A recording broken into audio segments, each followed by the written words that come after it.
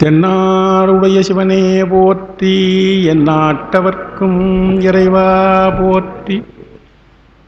ஏகம்பத்துறை எந்தாய் போற்றி, பாகம் பெண்ணுருவானாய் போற்றி. அண்ணாமலையும் அண்ணா போற்றி, கண்ணாரமுதக்கடலே போற்றி.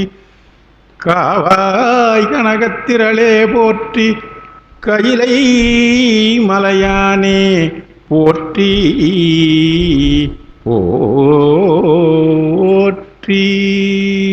உச்சியில் மகுடமென்ன ஒளிதர நுதலினோடை வச்சிர மறுப்பின் ஒற்றை மணிகொள் கிம்புரி வயங்க மெச்சேவி கவரி தூங்க வேழமாமுகம் கொண்டு உற்ற கச்சியின் விகட சக்கர கணபதிக்கு அன்பு செய்வாம். எல்லாம் வல்ல தில்லைக்கூத்தனுடைய திருவருளாலும் திருவசம்ப பெருமானுடைய கருணா கடாட்சத்தாலும் இந்த தலத்திலே தொடர்ச்சியாக நடைபெற்று வருகின்ற திருமுறைகள் ஓதுதல் என்ற நிகழ்விலே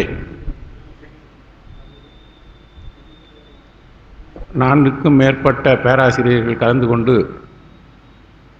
11ஆம் திருமுறையை ஒரு வழியாக முடிக்கின்ற நிலையிலே இருந்து கொண்டிருக்கின்றோம். அந்த வகையிலே இன்றைய தினம் சிவபெருமான் திருவந்தாதி முதல் பகுதி.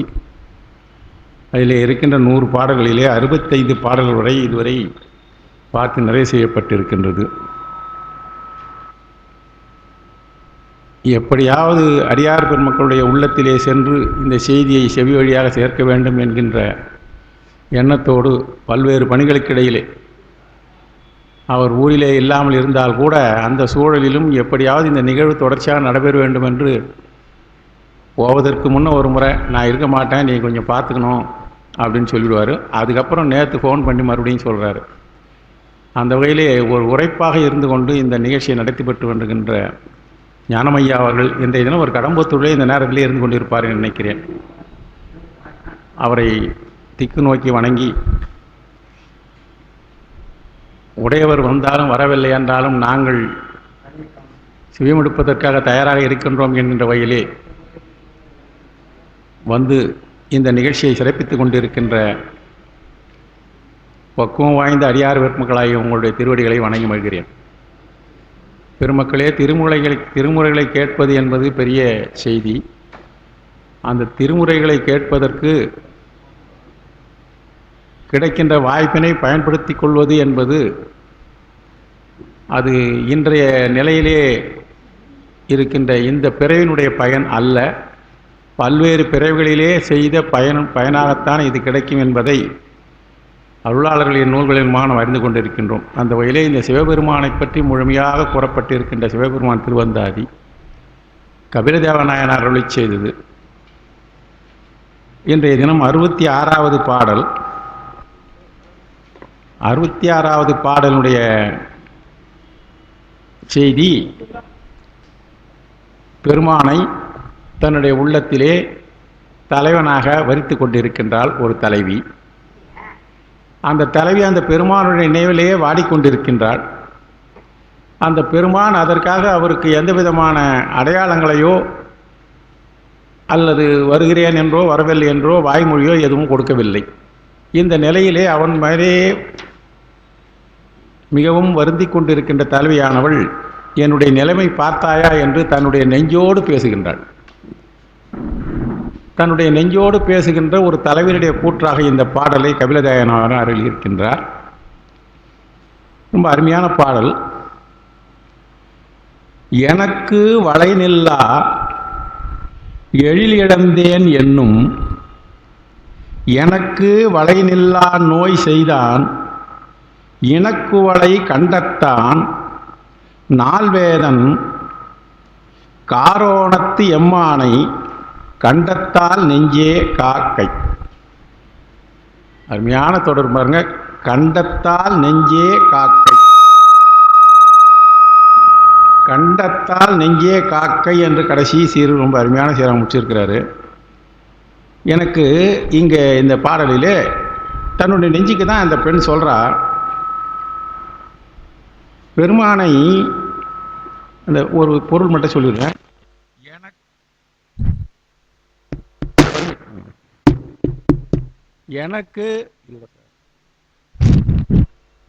எனக்கு வளை நில்லா, நல்லா தெரியுது, சாதாரணமான தொடர் தான் அது. எனக்கு வளை நில்லா எழில் இழந்தேன், என்னுடைய கைகளிலே வளையல்கள் நிற்கவில்லை. இப்போ 3 ஆண்டுகளுக்கு முன்னே இருக்கிற போது டாக்டர்கிட்ட நான் போகிற போது எனக்கு சொன்னார், கொஞ்சம் எடையை குறைங்கன்னாரு. 2019 மார்ச் மாதம். அதுக்கப்புறம் அவரை பார்த்துக்கிட்டு 2 வருஷம் பொறுத்து தான் போய் பார்த்தேன். நடுவில் ஒரே ஒரு முறை தான் போக முடிஞ்சுது. அவர் வர முடியாத நாட்கள், நான் போக முடியாத நாட்கள். அதுக்கப்புறம் போய் என்ன இப்படி அழிச்சிட்டிங்களேன்னு கேட்டார். இப்போ போகிறப்போ 2022 போகிற போது கொஞ்சம் வெயிட் ரொம்ப குறைஞ்சி போச்சுன்னு. என்ன பண்ணுறதுங்க, உடம்பை நினச்சோம், உலகத்தை நினச்சோம், அந்த வறுமை, அந்த கஷ்டத்திலேயே மனசு. ஏன்னா உலகம் பெரிய சங்கடங்களை அனுபவித்து கொண்டு இருக்கிறது.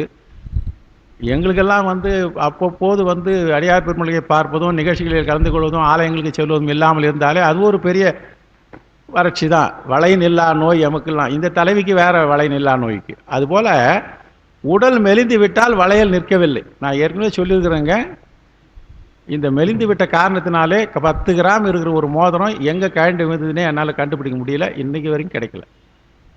வீட்டிலே இல்லை. வீட்டிலே இருந்தால் தெரிஞ்சிருக்கும். கிரவுண்டில் வாக்கிங் போகிற போது கழண்டு விழுந்துருக்குது. அந்த உடல் மெலிவை தான் சொல்ல. எனக்கு வளை நில்லா, என்னுடைய வளையல்கள்லாம் என்னுடைய கையிலே நிற்கவில்லை. அடுத்தது எழில் இழந்தேன். உடல் மெலிவடைகின்ற போது பெண்களுக்கு உடல் வாட்டம் அடைந்தால் அவருடைய அழகு என்பது, பெண்களுக்கு அழகு ரொம்ப அடிப்படை. அதுவும் இளைய வயதிலே இருக்கிற பெண் இவள் தலைவி.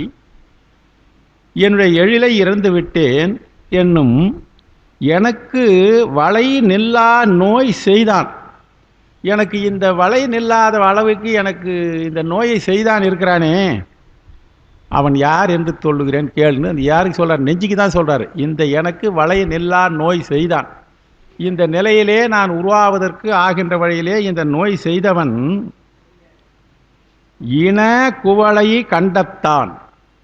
இங்கே பாருங்க, இன குவளை கண்டத்தான் என்பது குவளை மலரை போன்ற மிடற்றினை உடையவன். இனம் என்றால் நன்கு இனத்தை உடையதாக. அந்த குவளை என்பது நீலோத்பல மலர்னு சொல்லுவாங்க.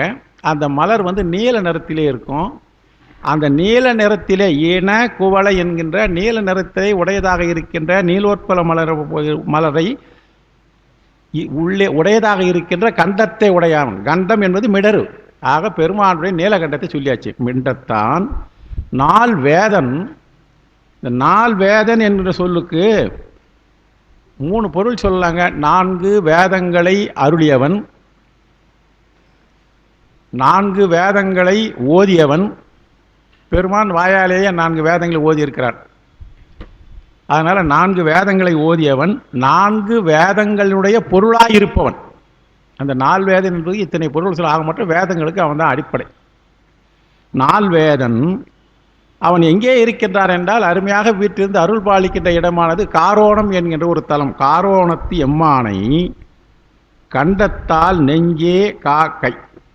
இந்த கண்டத்தால் நெஞ்சே காக்கை என்பது கண்டத்தால் என்பது கண்ட அத்தால், கண்ட அதனால்.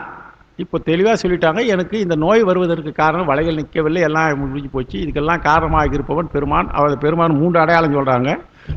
நீலகண்டத்தை சொன்னாங்க, 4 வேதங்களுக்கு தலைவன் என்று சொன்னாங்க, காரோணத்திலே இருக்கின்ற பெருமான் என்று சொல்லுகிறார்கள். அவரை கண்ட அதனால், அந்த கண்ட அதனால் எனக்கு இந்த சங்கடங்கள் வந்துவிட்டது. அவன் இன்னொரு சொல்கிறாங்க, 2வது அடியிலே இருக்கின்ற எனக்கு வளை நில்லா நோய் செய்தான் சொன்னோம் இல்லையா.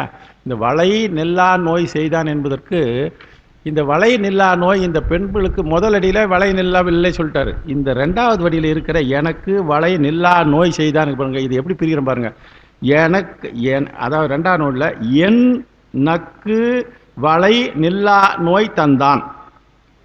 இந்த பெருமான் இந்த பெண்ணை தலைவியை பார்க்கிற பொழுது என்னை பார்த்து நக்கு என் நக்கு வளை நில்லா நோய் தந்தான். என்ன செய்து என்னை மயக்கினான் என்பதற்கு எவ்வளோ அழிவாக சொல்கிறான் பாருங்க. இந்த காலத்தில் இருக்கிற பிள்ளைங்களாம் என்ன பண்ண முடியும்? வாட்ஸ்அப்பில் என்னென்னமோ பார்த்துக்குதுங்களே, எவ்வளோ அளவுக்கு தமிழை எவ்வளோ திரும்ப. என் நக்கு என்னை பார்த்து சிரித்தான், சிறிதா புன்முறுவல் சிரித்தான். அதனால் நான் என்னை இழந்தேன், என்னுடைய வசம் இழந்தேன், அவனுக்கு நான் ஆட்பட்டு விட்டேன். ஆகையினால என்னுடைய வலை நில்லாமல் நோய் தள்ளிவிட்டான். ஆக சிரித்து அன்பு காட்டி நில்லாத நோய் தந்து விட்டான். எவ்வளோ அருமையான தொடர்! அதுதான் எனக்கு வலை, என் நக்கு வலை நில்லா நோய் தந்து விட்டான். அடுத்தது இவர் என்ன பண்ணார், இவ்வளவு செய்தவனால எனக்கு என்ன தேவை என்று சொன்னால், கண்ட அதனாலே எனக்கு வந்து விட்டது. இனி அவனை காக்கை நெஞ்சே, நெஞ்சே நீ அவனை என்ன பண்ணணும், இவளை காப்பதற்காக நீ தான் உதவி செய்ய வேண்டும். தன்னுடைய நெஞ்சுக்கிட்ட சொல்கிற, நான் இந்த நிலைமையில் ஆகிட்டுருக்கிறேன், எனக்கு ஏதாவது ஆறுதலாக உன்னுடைய நினைவுகளை எல்லாம் மாற்றி, அந்த பெருமானை கண்டதனால் எனக்கு நோய் செய்து விட்டான், எனக்கு வலை நில்லாத எழில் இழந்தேன் என்றால், இனி அவளை காக்கை நெஞ்சே, என்னை நெஞ்சே நீதான் என்னை காக்க வேண்டும், என்னை காப்பாயாக நெஞ்சே. அதாவது அவனுடைய நினைவிலே இருந்து நான் மீளுவதற்கு எனக்கு உதவி செய்ய வேண்டும் என்று சொல்கிறார். அடுத்தது நெஞ்சுக்கு காத்தல்னா, நெஞ்சு எப்படி காப்பாற்ற முடியும் சொல்லுங்க? ஒன்றும் இல்லை, இந்த நிறைவை, அவனை பற்றிய நினைவு இருக்கிறது அல்லவா, அந்த நினைவை மறப்பதற்கு உதவி செய்ய வேண்டும். நெஞ்சு என்ன செய்யலாம் அதனுடைய உதவினாக, அந்த நெஞ்சை இந்த தலைவி நினைக்காதவாறு, நெஞ்சை காத்தல் என்றால் மறக்கச் செய்வது. நெஞ்சு காத்தல் அவனை நினையாது மறத்தல் என்று சொல்லி இரக்கத்தோடு சொல்கிறாள் என்கின்ற செய்தி. அடுத்த பாடல் இதே தன்மை தான். என்ன பாருங்க, இங்கேயும் காக்கை தான்.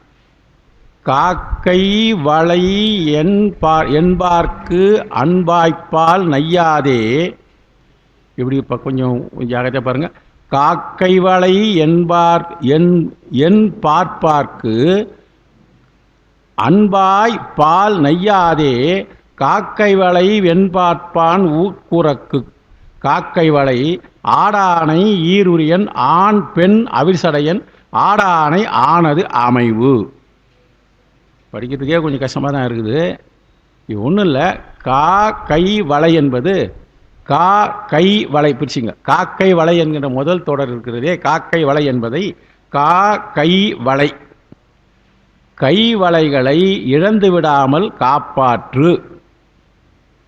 கை வளைகளை இழந்து விடாமல் காப்பாற்று. சென்ற பாடல்களில் இருந்த அதே செய்தி தாங்க.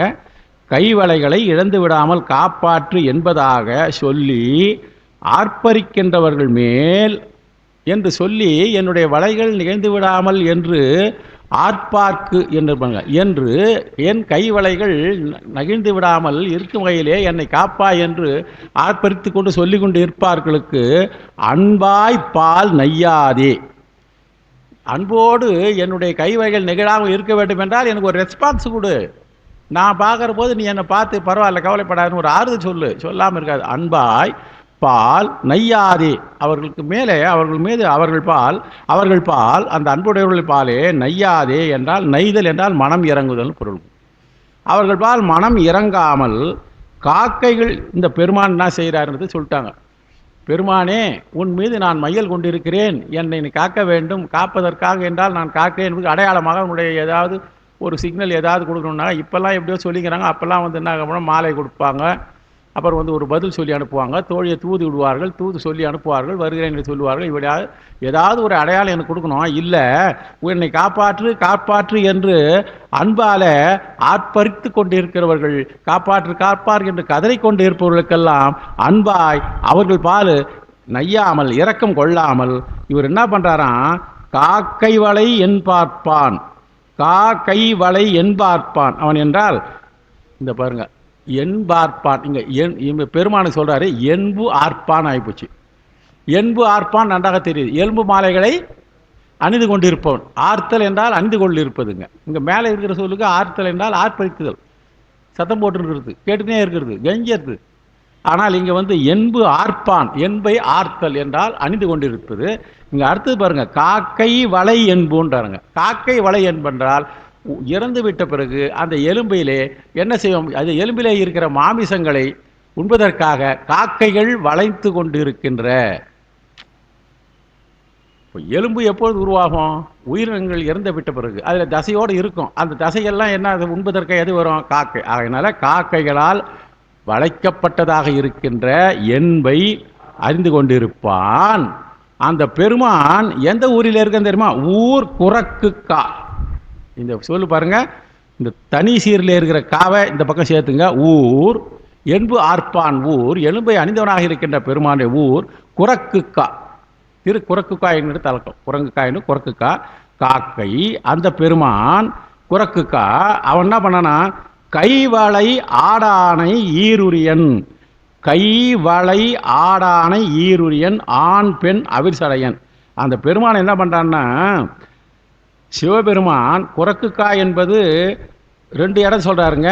ஆடானை என்பதும் ஒரு தலம். இந்த கடைசி சீரில் இருக்கிற, கடைசி அடியில் இருக்கிற சீர் ஆடானை. அந்த குரக்குக்கா என்பது, திரு ஆடானை என்பது 2 தலை. அந்த தலங்களிலே இருக்கிறவன் என்ன பண்றானா, கைவளைன்னு ஒரு வருது பாருங்க. தனிச்சேரியிலே கா என்பதை அங்கே சொல்லு கொண்டு விட்டோம். அந்த பெருமானுடைய குரக்கு காய் என்பதில் ஊர் போயிடுது. அடுத்தது கை வளைன்னு இருக்குது இல்ல, வளைந்த கைகளை உடைய. தும்பிக்கை இருக்குது இல்லையா, தும்பிக்கை வளையக்கூடிய தன்மைக்கு இருக்கும். வளையக்கூடிய தன்மை உடைய இருக்கின்ற, தும்பிக்கை உடையதாக இருக்கின்ற ஆடு ஆணை ஈருரியன். தும்பிக்கை உடையதாக இருக்கின்ற ஆணையினுடைய உரித்த, ஈர்தல் என்றால் உரித்தல், ஈர் உரியன். உரித்த தோலை, உரி என்பது தோல், உரித்தல் என்பது ஈர்தல். ஈன்று உரித்த தோலினை உடையவனாக இருக்கின்ற பெருமான். இப்போ ஒன்றில் ஆணை தோலை போர்த்தவன் என்பதற்கு இவ்வளோ சொல்ற. ஆடான ஈர் உரியன் ஆண் பெண் அருவிசடையன். அந்த பெருமான் என்றால் ஒரு உமைய ஒரு பாகனாக இருக்கின்றான். ஆணாவும் இருக்கிறான், பெண்ணாகவும் இருக்கிறான், 2 பேர் இருக்கிறான். ஒரு பக்கத்திலே உமா பார்வை உடையவனாக இருக்கிறான். ஆண் பெண் அவிர்சடையன், பிரிந்த கூந்தலை உடையவனாக இருப்பான். அவனுடைய தலம் ஆடானை. குரக்குக்கா ஒன்று சொல்லிட்டாரு. அப்புறம் ஆடானை, ஆனது அமைவு. அந்த ஊரில் அவன் இருக்கிறது ரொம்ப பொருத்தமாக தான் இருக்கும். ஏன்னா இங்கே சொல்லிட்டு ஒரு கிண்டல் அடிக்கிற மாதிரி இது பாருங்க. இந்த சொல்லல பொருந்தோன்றாரு. இந்த பெருமானுக்கு இந்த பேர் ரொம்ப பொருத்தமாக தான் இருக்கும். ஏன்னா அவன் போத்திங்கிறதா யானையினுடைய தோலை கொஞ்சம் கூட கருணை இல்லாத பூச்சி போத்துங்கிறான். அடுத்தது அவர் இருக்கிறது குரக்குக்கா. ஒரு ஊருக்கு பேர் குரக்குக்கா. இப்போ நம்ம குரக்குக்காயுமே தலை நம்ம அடியாருக்கு தெரியுது. ஆனால் அந்த பெண்ணு சொல்கிறா குரக்குக்கா. அந்த ஆள் இருக்கிற ஊரே குரங்கு இருக்கிற ஊரில் இருந்துக்கிறான் குரக்குக்கா. அடுத்தது ஆடானை. இந்த ஆணை தன்மை உடையதாக இருக்கின்ற ஆடானை என்கின்ற ஊரில் இருக்கிறான். இந்த குரக்குக்கா ஆடானை என்கின்ற ஊரில் இருக்கிறதுக்கும் அவன் ஆர்ப்பரித்து பெருமானே எங்களுடைய கைவளையை காக்கா என்று காத்து கொண்டு இருப்பவர்களை கூட கொஞ்சம் கூட இறக்கம் காட்டாது இருக்கிறனாக்கா அவ குரக்கு. ஆனை ஈருடைய போர்த்திங்கிறவன் அவருக்கு இது பொருத்தமாக தான் இருக்குதுன்னு ஒரு கிண்டல் அடிக்கிற. வேற ஆடானை என்பது, ஆடானை ஆனது இந்த ஊர் அவனுக்காக ஆனது. இந்த ஊரில் இருக்குது பத்தியா, வெகு பொருத்தம் அப்படின்னு ஒரு எவ்வளோ அழகாக சொல்ற. அமைவு பொருந்தம் என்கின்ற வகையிலே சொல்லியிருக்கிறாள். கைவளையில் கலந்து விடாமல் காப்பாற்று என்பதாக சொல்லி, ஆர்ப்பரிக்கின்றவர்கள் அன்பாய் அவர்கள் பால் மனம் இறங்காமல் காக்கைகள் சூழ்கின்ற எலும்புகளை, புறங்காட்டில் உள்ள எலும்புகளை மாலையாக அணிந்திருக்கிற பெருமான் சிவபெருமான். குரக்குக்கா ஆடானை என்கின்ற தலங்களே இருக்கின்ற பெருமான். அப்படிப்பட்டவன் ஆணையை உரித்த தோலை உடையவன், ஆணு பெண்ணுமாய் உருவுடையவன். இவ்வாறு அமர்ந்திருத்தல் பொருந்துவதொன்றே என தலைவி இறங்கி கூறியது. தோழியை தலை. அடுத்த பாடல் 68. இந்த பாடலிலேயும் அழகிய மாந்தளிர் போன்ற மேனி உடையவர்கள் தோழியை தலைவி தூது செல்ல வேண்டிக் கொள்ள. தோழியிடத்திலே தலைவி ஏறக்கூடிய, இனிமேல் வர்ற பாடலாம் ஏறக்கூடிய அப்படிதான் வரும் உங்களுக்கு. தோழியை தலைவி தூது செல்ல வேண்டிக் கொள்கிறார். எனக்காக தூது போய் வா அப்படின்னு. ஒன்று நெஞ்சோடு சொன்னால், அடுத்தது தானாக புலம்பி தித்தா. ஊர் பொருத்தமான ஊர் தான் அவர் இருக்கிறது, குறக்கு காலக்கிறான், ஆணையில் ஊருக்குனா இதெல்லாம் இருக்குது, அந்த பொருத்தமாக தான் இருக்குதுன்னு சொல்லிட்டா. அடுத்தது அமையாமென் தோல் மெலிவித்து அம்மாமை கொண்டு இங்கு அமையாமோய் செய்தான், அமையா நோய் செய்தான் அணங்கே எமையாலும் சாமத்த கண்டன் சடைசேர் இளம்பிறையன் சாமத்தன் இந்நோய் செய்தான். எனக்கு இந்த நோயை ஒருவன் கொடுத்து விட்டான். அவன் யாருன்னு நான் உனக்கு சொல்ல போகிறேன். இந்த பெண்ணை எப்படி சொல்கிறான்? அணங்கே. கடைசியில் ஒரு இடத்துல அணங்கேன்னு ஒரு தனிச்சையில் வருது பாருங்கள். அணங்கே என்றால் அணங்கு என்றால் தோழியை தலைவி அணங்கேன்னு கூப்பிட்றேன். இப்போ அங்கே தான் அடிப்பேன். பெண்ணே, என்னுடைய தோழியே, அன்பான தோழியேன்னு கூப்பிட்டு இப்போ சொல்ல போகிறாரு. அமையா மென் தோள் மெலிவித்து. இந்த அமை என்கின்ற சொல்லுக்கு மூங்கில்னு பேருங்க. முதலிலே இருக்கின்ற அமை என்றால் மூங்கில் போன்ற மென்மையான தோளை மெலியச் செய்தான். இந்த முதல்ல இருக்கிற அமை என்பதற்கு மூங்கில் என்ற பொருள் கொண்டு போயானால் மூங்கில் போன்று அழகியாக இருக்கின்ற தோளை மெலிவித்தான். அம்மாமை கொண்டிங்கு. அம்மாமை என்பது அழகிய மாந்தளிர் போல்கின்ற நிறம். அம் என்றால் அழகு, மா என்றால் மை என்றால் தளிர். மா மை, மை என்றால் தளிர், இளந்தளிர் போன்று. மாவினுடைய இளந்தளிர் எப்படி நிறம் இருக்கும் நல்லா தெரியணும். அந்த இளந்தளிர் போன்று அழகிய மாந்தளிர் போன்ற நிறத்தை உடைய என்னுடைய நிலத்தை அமையாமோய் செய்தான். எனக்கு என்ன ஆகிப்போச்சு, நிறமும் போச்சு, எனக்கு இந்த தோல் மெலிவிச்சிட்டான். அமையா நோய் என்றால் இங்கே பாருங்க, கொண்டு இங்கு இந்த கொண்டிங் முடிச்சுட்டு கமையான்னு வருது இல்லையா, அந்த கமையா இங்கு என்பது போட்டு அமையா நோய் என்றால் தீராத நோய். அமையவே இல்லை. அமைதல் என்றால் தீர்தல்னு ஒரு பொருள் இருக்குது. தீராத நோய் எனக்கு செய்து விட்டான். பெண்ணே, இப்போ இவளுக்கு தான் நிலைமை சொல்லிட்டான். என்ன செஞ்சாங்க, என்னுடைய தோள்களை மெலிவித்து அழகு கெடுத்துட்டான், என்னுடைய அழகான நிறத்தை கொண்டு விட்டான், நிலம் பசலை பூத்து வேறு நிறமாக மாறிவிட்டது. அதனால இது செய்தது யாருன்னா எமையாளும் சாமத்த கண்டன். இங்க எமையாளும் சாமத்த கண்டன் என்றால் அவனுடைய கண்டம் பெருமான். இப்ப பாருங்க, பெருமான் சாம வேதத்தை ஓதுகின்றவர்கள், வேதங்களை ஓதுபவன் நமக்கு சொல்லியிருக்கு. போன பாட்டிலே வந்தது, வேதங்களை ஓதியவன், வேதங்களுக்கு பொருளாக இருப்பவன், வேதங்களை எல்லாம் உருவாக்கியவன். எனக்கு இந்த வேதம் என்றால் சாமத்த கண்டன் என்றால் சாமம் என்மை ஆளுகின்றவனாக இறைவன். சாமத்த கண்டை என்றால் சாம வேதம் பொருந்திய கண்டத்தை உடையவன். சில நேரத்தில் போன பாட்டில் கண்டத்துக்கு என்ன சொன்னாருன்னாக்கா இந்த நீல நிறத்தை சொல்லிட்டாரு. மலர் போன்ற நீலோற்பத மலர் போன்ற கோளை மலர் உரையால் சொன்னார். இப்போ அந்த கண்டத்தில் உள்பகுதியில் என்ன இருக்குதான்னு பெருமான் சாம வேதத்தை ஓதிக்கொண்டு இருக்கிறார் என்கின்ற ஒரு பொருள் திருமுறைகளே வருகிறது. இன்னும் நமக்கே இருக்குது, வேதம் ஓதி வெண்ணூல் பூண்டு வெள்ளை எருதேரி பாதம் சூடி பரவ வருவார் பழனம்னு நினைக்கிறேன். பழன நகராரே. அப்புறம் நாதா எனவும் நம்பா எனவும் நக்கா எனவும் நைவார். அது பாட்டு போயிட்டு இருக்கும். ஆனால் எனக்கு அதுக்கு மேலேயும் அந்த கடைசி வரியில் வரல. எனக்கு அமையா நோய் செய்தான் அடங்கே. இப்போ என்ன பண்ண, எமையாளும் சாமத்த கண்டன் சடை சேர் இளம் பெறவன். தன்னுடைய சடையிலே இளைய பிறையை உடையவனாக இருக்கின்றான். இளம் பிறைவன் சடையை சேர்ந்ததாக இருக்கின்றதும் இளைய பிறை உடைய 68வது பாடல்மா, இளைய பிறையை உடையவதாக இருக்கிறதும் பெருமான் சடை சேர் இளம் பிறையன் சாமத்தின் இன்மோய் செய்தான். இவன் எந்த செய்தான்றாங்க, சாமத்தன் என்பது 2 யாமம், பகலும் இரவும் சேர்கின்ற நடு சாமம் என்பதில் அந்த நடு இரவிலே எனக்கு இந்த நோய் செய்து விட்டான். இப்போ நான் அந்த நோயால் நான் வாடிக்கொண்டிருக்கிறேன் என்று சொல்கிறார். அணங்கே என்று தோழியை விழித்து இவளால் எனக்கு செய்து விட்டால், ஆகையினால் இந்த நிறைஞ்சு போச்சு, இதுக்கு நீ என்ன பண்ணணும், நீ போய் தூது சென்று வருவாயாக என்று சொன்னான். பெருமானுடைய செய்தி என்ன சொன்னார், இடாயாமம் சொல்லுங்க. இங்கே எமையாள் ஆரணங்கே சாமத்தன் இந்நோய் செய்தான் என்றால் அந்த பெருமான் அதாவது இடாயாமம் பேருங்க, நள்ளிரவுன்னு பேர். நடுவில் இடையாமன்றது தான் இடா யாமன் வந்திருக்குது. இடையாக இருக்கின்ற யாமம் நள்ளிரவிலே இந்த தன்மையை நமக்கு செய்து விட்டான். இடாயாமம் என்பது இரவினிலே இந்த நோயை செய்தான். அணங்கே தோழியை அவளிடம் சென்று இந்த நோய் தீர வேண்டும் என்பதற்காக முறையிடுவாயாக என்று சொல்லி தீர செய்கிறார். அடுத்த பாடல் 69. தானக்கண்ணக்க பிறையன் பிறை கோட்டு தானக்களிற்றுரையன் தன் பழனன் தானத்து தரையன் அறவரையன் ஆயிழைக்கும் மார்க்கும் அரையன் உடையான் அருள். நான் இதில் இருந்து மாதிரி படிச்சு விட்றேன், அப்புறம் பொருள் பிரிமா படிக்கிறேன்.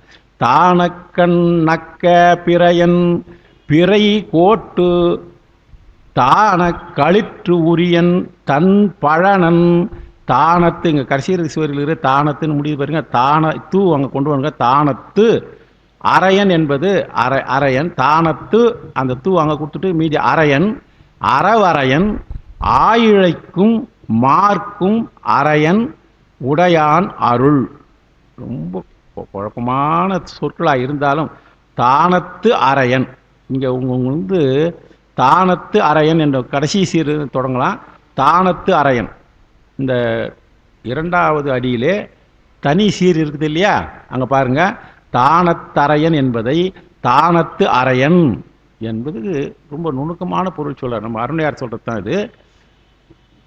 எவர்கள் தானம் செய்கிறார்களோ நல்ல ஞானிகள் எல்லாம் தானம் செய்து விட்டால், ஐயா பிரமாதமாக நீங்கள் நல்ல தானம் செய்தீங்க, நான் செய்தேன் நீங்கள் நினைக்காதீங்க, எல்லாம் பெருமாளுடைய திருவருள், எல்லாம் சிவன் செயல் என்று ஞானிகள் பக்குவப்பட்ட ஆன்மாக்கள் தாம் செய்கிற தானங்களுக்கு எல்லாம் அரசனாக கருதக்கூடியவனாக இருக்கின்ற சிவபெருமான். இந்த தானத்து அரையன் என்ற சொல்லு ரொம்ப அற்புதமான தொடருங்க. தானத்து அரையன் என்றால் தானம் செய்தற்கு ஒரு சத்பாத்திரம் வைக்கணும் இல்லையா, அந்த சத்பாத்திரம் யாருக்கு வரும்? பக்குவமானவங்களுக்கு தான் வரும். ஒன்றுமே செய்யல. நான் நேற்று ஒரு போனங்க, ஒரு நீங்கள் ஒரு 25,000 ரூபாய்க்கு போன வாரம் இந்த பள்ளிக்கூடத்துக்கு சில தொண்டு செஞ்சுருந்தீங்கன்னு ரொம்ப கேள்விப்பட்டேன். ரொம்ப சந்தோஷமாக இருந்துங்க, மகிழ்ச்சி. நான் கூட சொல்லியிருக்கிறேங்க, 7,500 ரூபாய்க்கு கொடுத்து வேலை செய்கிறேன்னு சொல்லியிருக்கிறேன். நான் போன வருஷம் ஒரு வாரத்துக்கு முன்னே 3 நாளுக்கு முன்னே நீங்கள் 25,000 ரூபாய் செஞ்சுருந்தீங்க, பார்த்தா ரொம்ப சந்தோஷங்க. நான் கூட ஒரு 7,500 ரூபாய்க்கு எஸ்டிமேஷன் போட்டிருக்கிறேன், ஆளை வர சொல்லியிருக்கிறேன், செய்ய போகிறேன். 5,000 ரூபா ஸ்கூல்லேருந்து ஃபண்ட்லேருந்து கொடுக்குறேன்னு சொல்லியிருக்கிறாங்க. 2,500 நான் கொடுக்கலான்னு இருக்கிறேன். இது எப்பேற்பட்ட தானம் பாருங்க. நடந்த நிகழ்வுகளே சொல்லுகிறேன். இப்படி இருக்கிற உலகம் இது. இந்த உலகத்திலே பக்குவப்பட்ட ஆன்மாக்கள் தாம் செய்கிற தானத்துக்கு அரசனாக தலைவனாக எம்பெருமான் திருவருளே தான் எது செய்கிறது என்பதற்காக சொல்ற பாருங்க. உயர் பண்பாடு உடையவர்கள் தானம் செய்வதற்காக வேண்டப்படுகின்ற சத்பாத்திரங்களுக்கு யாரு பொருளா செய்வாங்க, எந்த சாமி பேரில் செய்வாங்க. எல்லாரும் அந்த பெருமாள் அந்த துர்காதேவி தான் எல்லாரும் சொல்லுவாங்க. ஆனாலும் இவைகளை சிறந்ததாக எது சொல்ல வேண்டும்? சிவார்ப்பணமாக செய்ய வேண்டும். இப்போ நம்ம சிவார்ப்பணம் சொல்கிறோம் இல்லைங்களா, அதுதான் இங்கே சொல்கிறார். சத்பாத்திரமாக உடையவன், தெரிந்தவர்கள் செய்கிற தானத்துக்கு சத்பாத்திரமாக இருக்கிறவன் அவனை நோக்கி. ஏன்னா சிவனை நோக்கி செய்யப்படுகின்ற தானங்களை விட சிறந்த தானம் பிரிது எதுவுமே இல்லை. இது சைவ சித்தாந்தத்தினுடைய அடிப்படை கோள். ஆகையினால தானம் செய்வதற்குரிய சத்பாத்திரமாக இருக்கிற பெருமான். அடுத்தது அறவரையன். அறவரையன் என்பது நன்றாக தெரியும். இடையில் அறை என்பது இடுப்பு, அரவு என்றால் நாகத்தை பூண்டவனாக இருக்கிற, நாகத்தை இடையிலே பூண்டவனாக இருப்பான் அறவரையன். நான் சொல்றது இப்போ 3வது அடியிலே 2வது சொல் சொல்றேன். தானத்து அரையன், அரவு அரையன். ஆயிழைக்கும் என்றால் இங்கே உமை, ஆயிழை பெண், உமைக்கும் மார்க்கும் திருமாலுக்கும். உமையை தான் ஒரு பாகத்தில் திருமாலாக இருப்பவன் அரையன். திருமாலுக்கும் மேலானவன், திருமாலும் தொழப்படுபவன், உமையம்மைக்கு தன்னுடைய இடப்பாகத்தை கொடுப்பவன். உடையான் அருள், அந்த பெருமான் நன்கு அருள் உடையவன். அப்படிப்பட்ட பெருமான் அருள் உடையவன். பெருமானுடைய அருள் யார் மேல இருக்கும்? உயிர்கள் மாட்டு அருள் உடையவன். உடையான் அருள், அந்த பெருமான் அருள் உடையவன். இப்போ முதலடியிலிருந்து வரணும். இறைவன் என்ன பண்ணிட்டு பாருங்க, இந்த தான் நக்கன். இப்போ பாருங்க முதலடியில் பாருங்க, எவ்வளோ குழப்பமான சொல்லு பாருங்க. தான் நக்கன் என்பது தான் கூட்டல் நக்கன். நக்கன் என்றால் உடை இல்லாதவன் ஒரு பொருள் இருக்கு.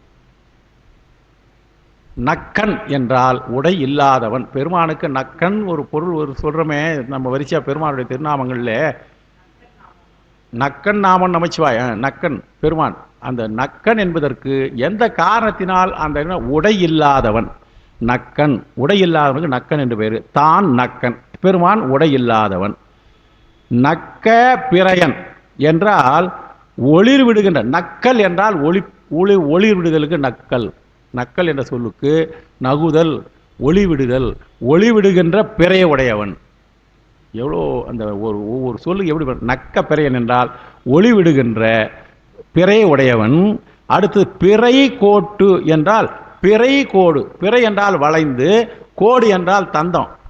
பிறை கோடு வளைந்த தந்தத்தை உடைய தான கலித்துறையன். பாருங்க, இதில் எத்தனை பிறை என்பது வளைந்தது, அடுத்தது கோடு என்பது தன்னுடைய தந்தம். அந்த தந்தத்துக்கு அடுத்தது தந்தத்துக்கு கூட இன்னொன்று இருக்குதான் யானைக்கு, மதநீர் ஒன்று இருக்கு பற்றி. அந்த மதநீர் வந்து தானம் என்பதுக்கு மதநீர். இப்போ 2வது அடியில் இருக்கிற முதல் தானம் என்பது மதநீரை குறிக்கின்றது. மதநீரை உடையதாக அந்த யானைக்கு எத்தனை சொன்னார் பாருங்க, பிறை கோட்டு தானம். பிறை என்பது வளைந்த தன்மை, கோடு என்பது தந்தத்தை குறிக்கிறது, தானம் என்பது மதநீரை குறிக்கிறது. அவற்றை உடையதாக இருக்கின்ற வீரம் பொருந்திய களிற்றை உரியன் என்றால் உரித்து போர்த்தி கொண்டவன். ஒரு அடுத்தது தன் பழனன். இந்த தன் பழனன் என்பது நன்றாக தெரியும். பழனம், திருப்பழனம் என்பது ஒரு தலம் இருக்கிறது, தலத்தை குறிக்கிறது. தன் பழன் என்றால் குளிர்ச்சி பொருந்திய தலத்துக்குடைய, பழனம் என்ற தலத்துக்கு உடையவரவன். தன் பழனன் தானத்து, அந்த இடத்திலே இருக்கின்ற அரையன், தானத்து அரையன், அது சொல்லிட்டோம். அரையன் என்றால் அந்த அரசனாக இருப்பவன். அறவரையன் அது சொல்லியாச்சு. ஆக இந்த பெருமான் இந்த நக்கன் நக்க பெரியன் இப்போ மொத்தமாக ஒன்றா சொல்லியிருப்பாருங்க. இறைவன் உடையில்லாதவன், நக்கன் என்பதற்கு உடையில்லாதவன், திக்குகளையே ஆடையாக. பெருமான் உடை இல்லைன்னு சொல்றது இல்லை, நக்கன் என்பது தனக்கென்று ஒரு தனி உடை இல்லை. ஆனால் பெருமாள் எதை தெரியுமா ஆடையாக வச்சிருக்கிறான், திசைகளையே ஆடையாக அணிந்திருப்பவன். சித்தாந்தத்தில் உள்ள போனீங்கன்னா வரும் உங்களுக்கு, திசைகளையே ஆடையாக உடையவன். உடை இல்லாதவன்ட்டாக்கா உடை இல்லாத இருக்கிறவங்க சாக்கியர் சமணர்கள் போயிடுவான். ஆகையினால அவர் என்ன பண்ணார், பெருமான் திசைகளையே ஆடையாக இருப்பவன். அதுக்கு பேர் திசைகளை ஆடையாக இருப்பதற்கு ஒரு சொல் திகம்பரன். திசைகளையே ஆடையாக உடையவர் என்பதற்கு ஒரு சொல், ஒரே தொடர் வந்து திகம்பரன். அடுத்தது ஒளி வீசுகின்ற பிறை அணிந்தவன் சொல்லியாச்சு. வளைந்த தந்தத்தையும் மதநீரையும் உடையதாக இருக்கின்ற யானையினுடைய தோலை போர்த்தவன். குளிர்ந்த பானம் என்ற தலத்துக்குரியவன். தானம் செய்வதற்கு வேண்டப்படும் சர்ப்பாத்திரங்களுக்கு முதல்வையானவன். சிவனை நோக்கி செய்யப்படும் தானங்களை விட சிறந்த தானம் எதுவும் இல்லைன்னு நான் சொல்லிட்டு இருந்தேன். இடையில் பாம்பை அணிந்தவன். உமைக்கும் திருமாலுக்கும் பாதி உடம்பை தந்தவன். உமைக்கும் திருமாலுக்கும் பாதி, ரெண்டுத்துமே ஒன்று தான். வாங்க அவனுக்கு அவன் உயிர்கள் மீது பேரடு உடையவன். இறைவனுடைய தன்மை எவ்வளோ அருமையாக சொல்லியிருக்காரு பாருங்க. இவ்வளோ அடையாளத்தோடு சொல்லி, அடையாளத்தை சொல்லி அவனுடைய தன்மைகள் இது என்று சொல்லி இவ்வளவும் சொல்ல, அப்படிப்பட்ட பெருமான் உயிர்களின் மீது பேர் அருள் உடையவனாக இருக்கின்றான் என்று இந்த பாடல் நிறைவு செய்கிறார். அடுத்தது மனசுக்கு சொல்றாரு, மனசே நான் ஒரு செய்தி சொல்றேன் கேளு. நான் சொல்ற செய்தியை நீ வந்து ஒரு முறை கேட்டு அதாட விட்டுறாது, மனசுல நல்லா வாங்கிக்கும். இதெல்லாம் மனசுல அவ்வப்போது வாய்ப்பு கிடைக்கிறப்பெல்லாம் ஒரு முறை தான் நான் சொல்லுவேன். நினைந்து நினைந்து மகிழ்ச்சி அடைய அப்படின்னு சொல்லிட்டு நெஞ்சே நினைந்து மகிழ்வாயாக என்கின்ற வகையிலே ஒரு பாடல் கொடுக்கிறார் பெருமான். பாருங்க 70வது. அருள் நம்பார் செஞ்சடையன் ஆமாத்தூர் அம்மான் அருள் நம்பால் நல்கும் அமுது அன்ன அருள் நம்பால் ஓராழித்தேரான் எயிறு அட்ட உத்தமனை ஓராழி நெஞ்சே உவ. அருமையான சொல்லுங்க, மனசில் நினைச்சி சந்தோஷப்படுன்னு சொல்றதுக்கு அவனுடைய தன்மையை என்ன அருமையாக சொல்றா பாருங்க. அருள் நம்பால் செஞ்சடையன். இங்க அருள் நம்பால் என்பது நமக்கு எது வரும்னாக்கா, அருள் நம்பால் என்பது எப்படி அருணம். அருணம் என்பால் சிவப்பு நிறத்தை குறிக்கிறது. அருணன் என்ற பேரு சூரியனுக்கு காலையில் வரும்போது செந்நிறமாக இருப்பதனால் அருணம் என்றால் சூரியனை குறிக்கிறது. அருணம் என்பால் அருணம் என்றால் சிவப்பு. அப்படிப்பட்ட சிவப்புடையதாக இருக்கின்ற செம்மையான சிறந்த சடையை உடையவனாக இருக்கிறான். பெருமானுடைய செஞ்சடை என்பதை சொல்வதற்கு அருணம் பார் செஞ்சடையன். அருணம் என்கின்ற சிவப்பு நிறத்தை உடையவனாக இருக்கின்ற செஞ்சடையன் அவன் ஆமாத்தூர் அம்மான். நல்ல தெளிவான பொருள். ஆமாத்தூர் என்கின்ற தளத்தில் இருப்பவன் அவன். அடுத்த பாட்டில் மட்டும் அருள் நம்பால் நல்கும். அந்த பெருமான் நம் மீது உயிர்களின் மீது என்ன கொடுக்கும், அருள் நல்கும். நெஞ்சுக்கு சொல்றார், நெஞ்சு தனியே உயிர் தனி என்பது எவ்வளோ அருமையாக சொல்றாரு பாருங்க. நெஞ்சு வேற உயிர் வேற. தத்துவங்களை படிக்கிற போது உயிர் தனி, உயிர்கள் தத்துவங்கள் இல்லை. இந்த அருமையாக ஒரு தொடரில் வரும்.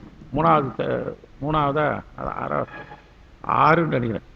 இது அல்ல அது அல்ல என்ன சொல்லினா வந்து உயிர் தனி என்பதை பற்றி உயிரினுடைய தன்மையை சொல்லுகிற போது அருள் நம்பால் நல்கும். அருளையே அந்த பெருமான் என்ன பண்ணுவாரான், நம்பால் அருள் நல்கும், நம்பால் அருள் நல்கும் அமுது அன்ன அருள் நம்பால் ஓராழித்தேரான்.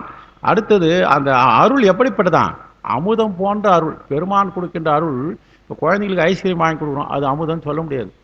அது ஆசைப்பட்ட போது அப்போ சந்தோஷமாக வாங்கி சாப்பிட்டு, அதுக்கப்புறம் அதுக்கு நம்ம என்ன பண்ண போகுதுன்னு சொல்லிட்டு வீட்டில் போய் உஷாராக இருந்து நாளைக்கு கொஞ்சம் சுகு கஷாயம் போட்டு கொடுங்க, இல்லைனாக்கா அதுக்கு ஆன்டிபயோட்டிக் என்ன கொடுங்க வீட்டுக்கார மட்டும் சொல்லிடுவார். அப்பா வேறு வழியில் அது கேட்குது, வம்பு பண்ணுது, வாங்கி கொடுத்துட்டோம். அது உடம்பு ஏன்னா கெடுத்துட போதுனால அடுத்த காலையில் அதுக்கு உண்டான ஆன்டிபயோட்டிக் நம்ம கொடுத்துருவோம்.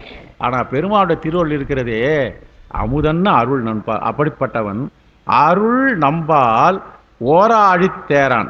அருள் நம்பால் என்பதற்கு இங்கே இந்த தனிச்சீரிலேல அருணம் என்பதற்கு அருணம் சிவப்பு கிரணங்களை குறித்தது. இங்கே இன்னொரு அருள் நம்பால், இந்த இன்னொரு அருள் வந்து பார்த்தீங்களா, முதல்ல சொன்னோம் அருணம் என்பது சிவப்புன்னு சொன்னோம். இங்கேயும் அருள் நம்பால் ஓராழித்தேரான், சிவப்பு நிறமாக இருக்கின்ற ஒற்றை தேரை உடையவனாக இருக்கின்ற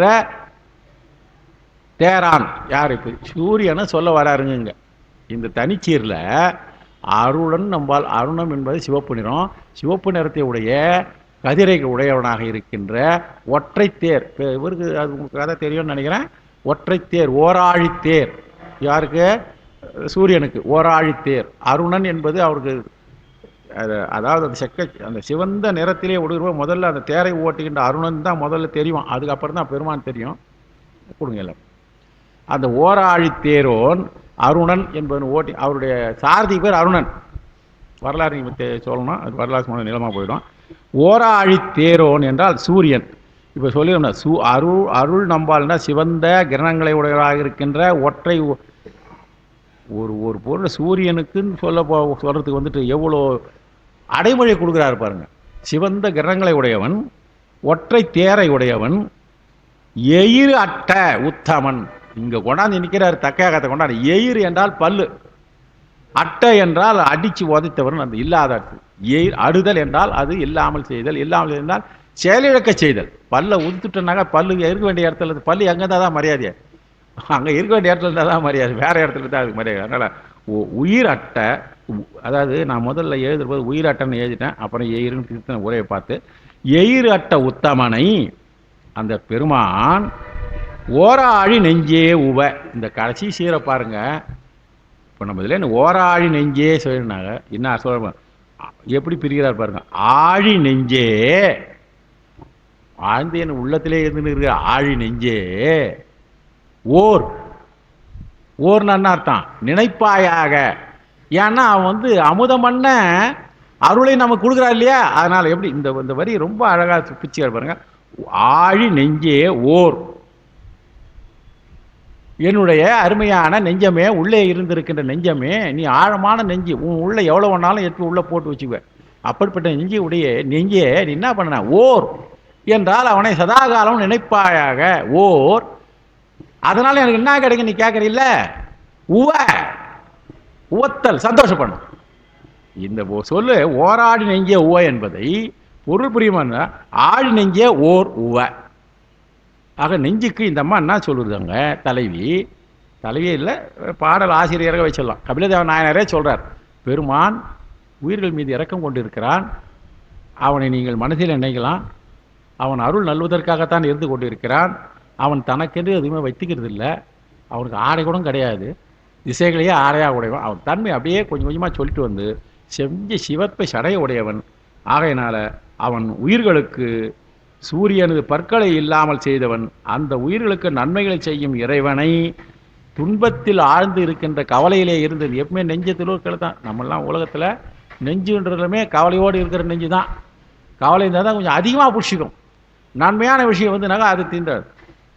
நல்லது ஏதாவது நினச்சிப்பான்னு ஒருவர் நமக்கு தீமை செய்கிறாருனாக்கா, அந்த தீமையை செய்கிற போது அந்த தீமையை தான் நிறைய நினச்சின்னு இருக்குமா அந்த மனசு, தீமை செஞ்சுட்டான்னு. ஆனால் ஒரு காலத்தில் எதனா ஒரு நன்மை செஞ்சுருந்தாக்கா அதை நினச்சி பாருன்னு வள்ளுவர் சொல்வார். அதான் நான் சொல்கிறேன். தீமை செய்து விட்டான் என்கிற அவன் மீது நீ ஆத்திரப்படுகின்ற நேரத்திலே அவன் ஏதாவது ஒரு நேரத்தில் ஒன்று நன்மை செய்திருந்தால் அது நீ நினைப்பாயாக என்று அருமையான குரல் சொல்ல, எனக்கு குரல் ஞாபகம் வரல.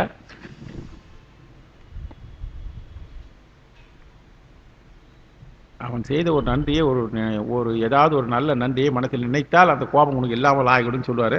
ஆக வந்து உயிர்களுக்கு நன்மை செய்கிற பெருமான் துன்பத்தை சூழ்கின்ற நெஞ்சே நினைப்பான். ஆகனா இந்த அருணம் என்பது சிவப்பு என்ற பொருள் வந்திருக்கிறது. 2 இடத்துல அப்படி தான் வருது. முதலில் இருக்கின்ற அருணமும் சிவப்பு, நெருப்புக்காக குறித்தது. ஒவ்வொரு இடத்துல முதல் வர்ற அருணம் என்பது 2 இடம் வருது. ஒன்று சிவப்பு என்பது நெருப்பை குறிக்கிறது, இன்னொரு சிவப்பு என்பது சூரியன், சூரியனுடைய நிறத்தை சிறப்பு என்பது. அடுத்த பாடல் 67. இது பாருங்க, 67 முடிச்சிட்டணும். ஓ, நான் ஒரு திருப்பி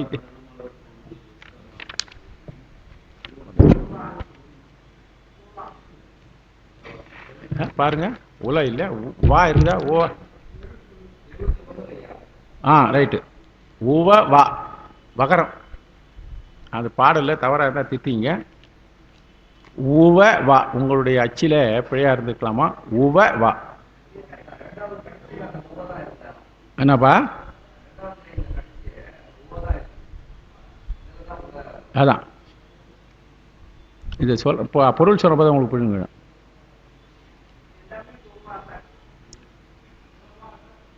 சொல்றேன், பொருள் சொல்லிட்டு பொறிப்பர் வந்துடும். உவவா நறுமலர் கொண்டு உத்தமனை உள்கி உவவா மனமகிழும் வேட்கை ஓவாறு எழுமதி போல் வான்முகத்து ஈசனார்க்கு என்னே எழுமதி போல் ஈசன் இடம். அப்படியே படிச்சு பார்த்தா ஒன்றும் புரியாது. எவ்வளவு தெளிவு இருக்கும். உவவா என்றால் மகிழ்ந்து, உவ வா, உவ நெஞ்சே வா. எப்படி என்ன சொல்றாரு இந்த கபிலதேவ நாயனார்? அவரு நமக்கு தான் சொல்றாரு. பெருமானை எப்படி வழிபடணும்னு சொல்றாரு. பெருமானை வழிபடுகின்ற முறையே சொல்கிறார். நீல நினைந்தடி ஏன் நின்னை நித்தாலும் கைதொழுவேன். சாமி எப்படி கும்பிடுறது சுந்தரர் ரொம்ப அருமையா சொல்றாரு. அப்படி சொல்லிட்ட பிறகு கும்புறதுனால தான் எனக்கு ஒரு வேலை செய்யணும்னு கேட்குறேன். ஒரு நான் நித்தனும் தொழுவேன், நினைந்து தொழுவேன், நீள நினைந்து தொழுவேன். இது நமக்கு சொல்றது. பெருமானை எப்படி செய்யணும்னா நீள நினைக்கணும், நித்தலும் நினைக்கணும், கை தொழணும், கை கால் கூப்பி தொழில் பின்னால இதெல்லாம் வந்து தொழணும். ஆகையினால உவந்து மகிழ்ச்சியோடு நறுமலர் கொண்டு பெருமானை வழிபாடு செய்வதற்கு என்ன தேவை? மலர். மலர் கொண்டு அங்கதான் முதல்ல மலர். நம்ம எல்லாம் பூன்னு சொல்லிவிட்டோம். அந்த நறுமலர்னு ஒன்று இருக்குது, அது கொஞ்சம் யோசனை பண்ணி சொல்லு.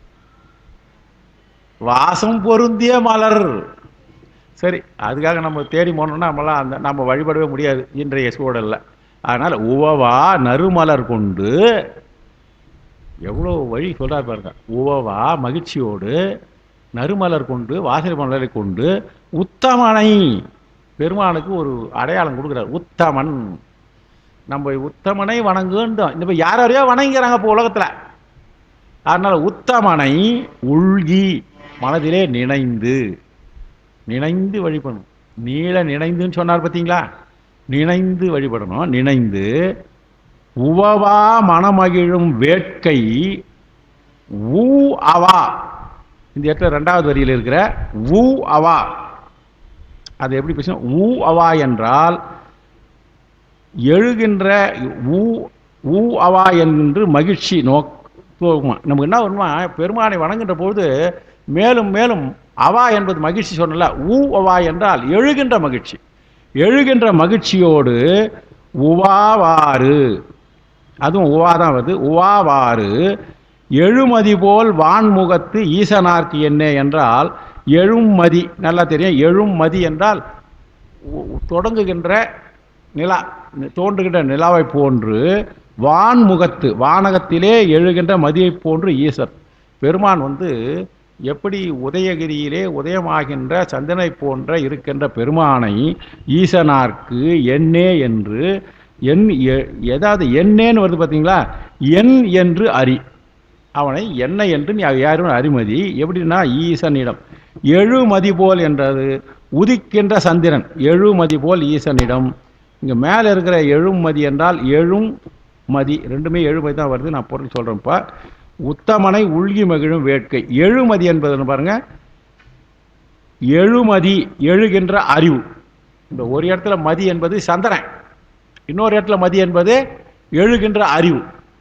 அறிவு எழும், சந்திரனும் எழுகின்றது. அடுத்தது எழுமதி உதிக்கின்ற சந்திரன். ரெண்டு எழுமதி வருகிறதுல, ஒன்று எழுமதி எழுகின்ற அறிவு, ரெண்டாவது எழுமதி உதிக்கின்ற சந்திரன். என்ன செய்யணும்? பெருமானை வணங்கத்துக்கு ஷார்ட்டாக சொல்லிடுறாரு. மனமகிழணும், நினையணும், வாசனை பொருந்திய மலர்களை கொடுணும். அதோடு கூட நமக்கு கொண்டு என்ன பண்ணணும்? அவா உந்தணும். மகிழ்ச்சியோடு நம்ம மனசு உந்தி எடுத்து போனோம். கோயிலுக்கு போனோம் மணி ஆகிப்போச்சு, சீக்கிரம் எழுதுக்கணும். அந்த அவா உந்தி விட்டால் அலாரம் வைக்காதையே எழுந்துக்கும். வெந்நீர் சுட வச்சுக்கிறேன், இதை வச்சுக்கிறேன்னா பரவாயில்ல, மணி ஆகிப்போச்சு எழுந்துக்கணும், எனக்கு போகணும். அதுக்கெல்லாம் அடிப்படை என்னது? அவா உந்துதல். அந்த அவா என்கின்ற தன்மை வந்து விட்டால் விரைவாக செல்வோம் என்று மனமகிழலாம், நினைதலாம், வாசனை நிறைந்த மலர்களை கொண்டலாம். அதனால் உள்மகிழ்கின்ற தன்மை. அதனால் என்ன ஆகுமா?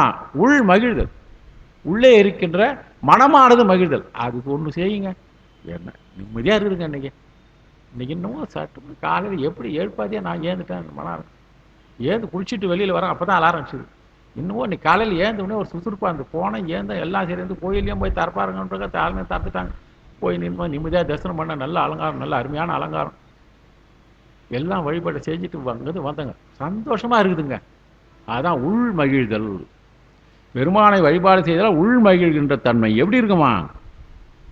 அந்த தன்மை எப்படி இருக்குமான்னா, பௌர்ணமி அன்று வானத்தின் மீது எழுகின்ற முழுமதியை போன்றது என்றார்.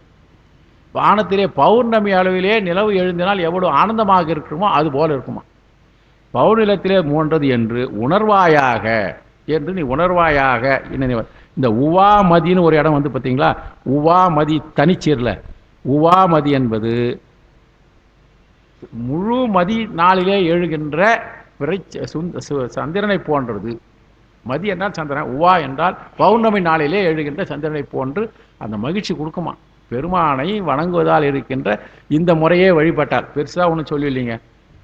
அந்த மகிழ பெருமானை வணங்க வேண்டும் என்கின்ற உள்ளத்திலே எண்ணம் உந்துதல் நடக்க வேண்டும். நேற்று ஒருத்தர் தொலைபேசியில் ஃபோன் பண்ணார். ஒரு 5 மணிக்கு வந்துடுறீங்களா, வடைமுடிங்களா, காஞ்சிபுரத்தில் ஒரு வேலையானார். இந்த வெயிலில் போய் 5 மணிக்கு எப்படிங்க நான் வர்றது? வானாங்க, தயவுசெய்து விட்டுருங்க, வேறு ஏன்னா ஒரு சான்ஸ் கொடுங்க பார்க்கலாம் அப்படி இப்படின்னு சொல்கிறேன். நேற்று இன்னைக்கு வீட்டில் 4:15 ஸ்டெப் டவுன் பண்ணணும்னு சொல்லிட்டு ரெடி பண்ணிவிட்டு, அதுக்கிட்ட 4:15 டீ கொடுத்தோன்னு சொல்லிட்டு நான் 3:45 4 மணிக்கெலாம் கரெக்டாக எழுந்து எல்லாம் ஃபேஸ் வாஷ் பண்ணி கிளம்பி ரெடியாக பண்ணி 4:15 வந்து உட்காந்துட்டேன். டீ வந்து குடிச்சு 4:30 வந்துட்டேன். இன்றைக்கி எது எனக்கு அந்த வேலையை செய்ய வச்சுது? நேற்று முடியல, சோம்பேத்தனமாய் தொலைபேசி சொன்னது. இன்னைக்கு என்னன்னா உள்ளே உந்துதல். சரி, என்ன இருந்தாலும் அந்த உள்ளே உந்துகின்ற செயல் வந்து விட்டால் அதுதான் சொல்றது. பெருமானை மனசிலே நினைக்க வேண்டும். முதல்ல நினை. இந்த நினைப்பு வந்தால் நினைப்பற நினைன்னு அர்த்தது. பெருமானை நினைந்தாக அவர் என்ன பண்ண, அவர் மீது இருக்கின்ற நினைப்பு சற்றும் கூட நினைப்பு அற நினைந்த. அதனால வானத்தின் மீது எழுகின்ற முழுமதியை போன்றது அந்த உவா என்றால் மகிழ்ச்சி. இப்போ பெருமானை வணங்க வேண்டும் என்ற முறை எவ்வளோ அருமையாக கபிலதேவ நாயனார் சொல்லியிருக்காரு பாருங்க. அந்த உள்ளே இருக்கிற உணர்வோடு செய்யணும். இந்த எதுவோ சொன்னாங்கிறதுக்காக செய்யறதில்லை. ஆனால் இப்போ யோசனை பண்ணி பாருங்க, சிவாச்சாரியர் அவரே ஒரு உபயம் செய்வார். நான் நடந்த நிகழ்ச்சி தான் தெளிவாக சொல்கிறேன். சிவாச்சாரியர் உபயம் செய்வார். அன்னை இதுனா அவங்க குடும்ப தலைவர்களாக கூட்டின்னு வருவார். அவங்க இருந்து அவர் அர்ச்சனை பண்ணுறதுக்கு எல்லாம் செஞ்சு நமக்கெல்லாம் எப்படி அர்ச்சனை பண்ணோம் அதே மாதிரி எல்லாம் செய்வார். அன்றைக்கு செய்கிற போது அவருக்கு இருக்கிற அந்த அந்த அக்கறை என்று சொல்கிறாமே, அந்த உவா, அந்த மகிழ்ச்சி, அந்த இது இப்போ மனசு உவா, அந்த உந்துதல், மன உந்துதல் இருக்குது இல்லையா? அது இப்போ நமக்கெல்லாம் ஒரு அர்ச்சனை பண்ணுற போது உந்துதல் இருக்குதான்னாக்கா இருக்காது. பேக்கெட் எப்படி இருக்குன்னு தான் பார்ப்போம். அதுதான் கடமைக்காக செய்வது. அப்போ பெருமானை எப்படி வணங்கணுன்றதுக்கு என்ன அருமையாக கபிலதேவர் சொல்கிறார் பாருங்க. அவா உந்த, இந்த சொல் ரொம்ப முக்கியமாக. அவா உந்த செய்ய வேண்டும் என்று சொல்கிறார். அதில் ஈசனார்க்கு நறுமலர் கொண்டு உள்கி மகிழும் வேட்கை எழுகின்ற புத்தியே சிறப்புடைய இடம். ஷார்ட்டாக இந்த பாட்டுக்கு அதாங்க. ஈசனார்க்கு நறுமலர் கொண்டு உள்கி மகிழ்கின்ற வேட்கை எழுகின்ற புத்தி. பெருமானை நறுமலர் கொண்டு பூஜை செய்து உள்கி மகிழ வேண்டும் என்கின்ற புத்தி வருது பார்த்தீங்களா? அந்த புத்தி தான் சிறப்புடைய இடம்ன்ற. அந்த புத்தி நமக்கு எல்லாருக்கும் வரணும். இப்போ நீங்கள் அந்த எண்ணெய் இல்லைன்னாக்கா இவ்வளோ வெயிலில் ஷீட் போட்டுக்கிற இடத்துல நம்ம வீட்டில் பெருமான எல்லாம் வசதி கொடுத்துருக்காரு, ஃபேன் கொடுத்துருக்காரு, சில அடியார்கள் ஏசி கூட இருக்கலாம். எவ்வளோ வசதி இருந்தாலும் இங்கே வந்து இருக்கணுன்றது அந்த எந்த ஒரு தன்மை ஒரே ஒரு இது தானே, ஏதோ ஒரு நல்ல வாரியத்தை கேட்போம். இந்த தவப்பொழுதும் அவப்பொழுதும் சொல்லுவார். அது மாதிரி நல்ல நேரமாக இருக்க இந்த உந்துதல் என்ற ஒரு தன்மை இருக்குது இல்லையா, அதுதான் அந்த தன்மை தான் தேவை என்பதை பெற்று இருக்கிற உங்கள்கிட்ட நான் சொல்லக்கூடாது. அதை பெறாது இருக்கிறவங்களுக்கு போய் அதை சொன்னாக்கா சொல்லி பரவாயில்ல கொண்டு வரணும். அந்த வேலை தான் இங்கே நம்முடைய ஞானமையா செய்து கொண்டு இருக்கிறார் என்பதில் இன்னும் ரெண்டாவது ஞாபகப்பட்டேன். அவர் ஏதோ மனசில் தோணுச்சு, சிவஞான அருள் நெறியது. இந்த பேர் வைக்கிற போதே யோசனை பண்ணி பண்ணி பார்த்து வச்சோம். சிவஞானத்துக்கு அருள் பெறுவதற்காக இருக்கிற ஒரு நெறி. இந்த நெறியில் போனால் தான் சிவஞானத்தை அருள். இப்போ கபிலதாய நாயனாருடைய இது உள்ள மகிழ்ச்சி தருவணும் என்றால் அவா உந்தனம் அது மாதிரி இருந்தது. அடுத்தது இது மேலே ரொம்ப நேரம் ஆகிப்போச்சு பக்கம். அடுத்தது 72வது பாடல் இங்கே வரும். இடமால் வளமாலை வண்ணமே தம்பம் இடமால் வளமானஞ்சேர்த்தி இடமாய மூவா மதிபுரையும் முன்னிலங்கு மொய்சடையான் மூவா மதிசடையான் முனி. என்ன பாட்டு பாருங்க, கடைசியில் சாமிக்கு முனின்னு ஒரு பேர் கொடுத்தார். ஒரு நிமிஷம் இதை கொஞ்சம்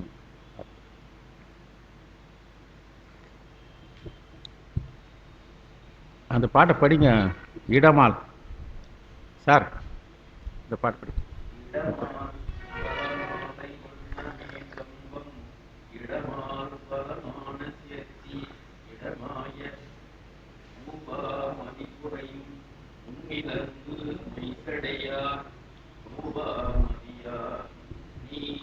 சரி,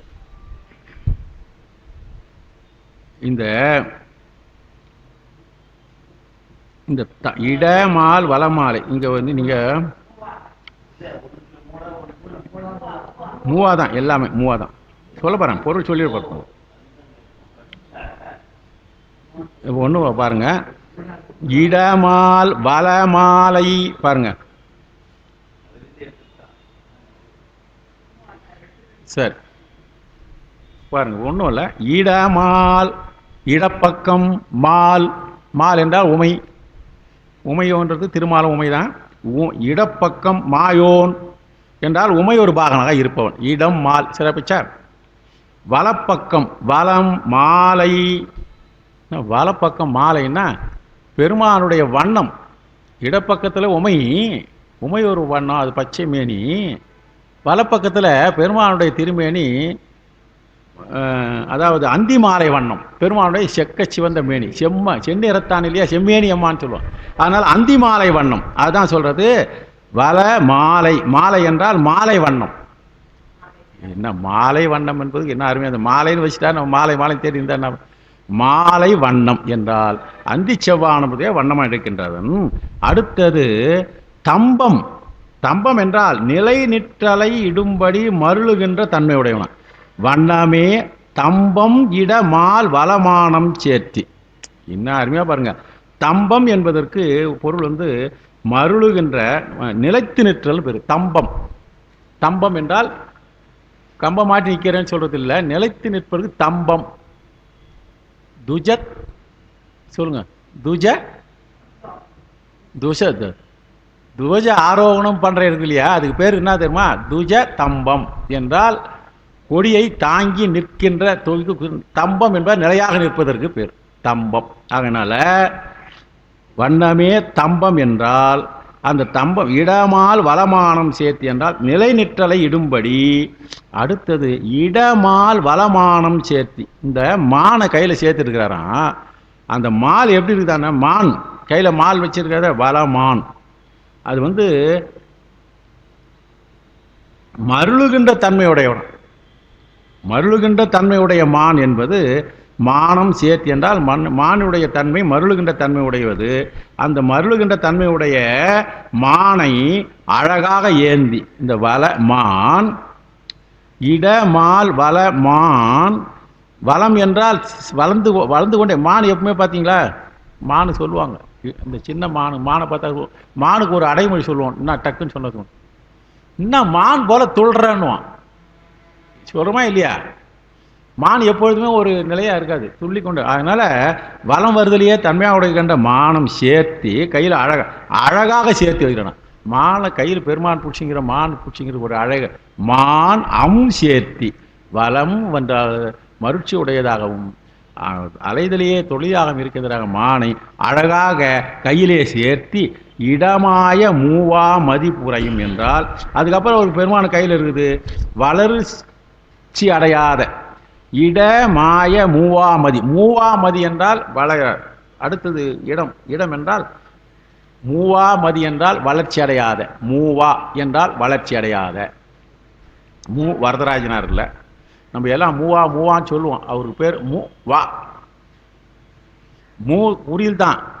வரதராஜனார் கிடையாது, வா தான். ஆனால் நம்ம சொல்லி சொல்லி சொல்லி மூவான்னு ஆகிப்போச்சு. வரதராஜனார் தான்.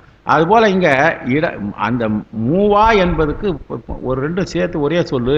மூவா என்றால் வளர்ச்சி அடையாத. ஆக மூவாமதி புரையும் என்றால் இடமாய மூவாமதி புரையும் பேச்சுங்க. இப்போ தலையிலே இடமாக, தலையை தன்னுடைய இடமாக கொண்டு வளர்ச்சி அடையாத மானை உடையவராக இருக்கின்ற. அடுத்தது சடை பாருங்க, பெருமாளுடைய சடையை விரி சடைன்னு சொன்னார் ஒரு 3 பாட்டுக்கு முன்ன. இப்போ முன்னிலங்கு மொய் சடையான். முன்னிலங்கு மொய் சடையான் என்றால் முன்னே தொங்கக்கூடியதாக இருக்கின்ற, விரித்து உடையதாக இருக்கின்ற. மொய் சடையான் என்றால் உயர்ந்த தன்மை உடையதாக இருக்கின்ற, உயர்ந்து விளங்குதல். மொய் சடை என்றால் உயர்ந்து விளங்குதான் சடை.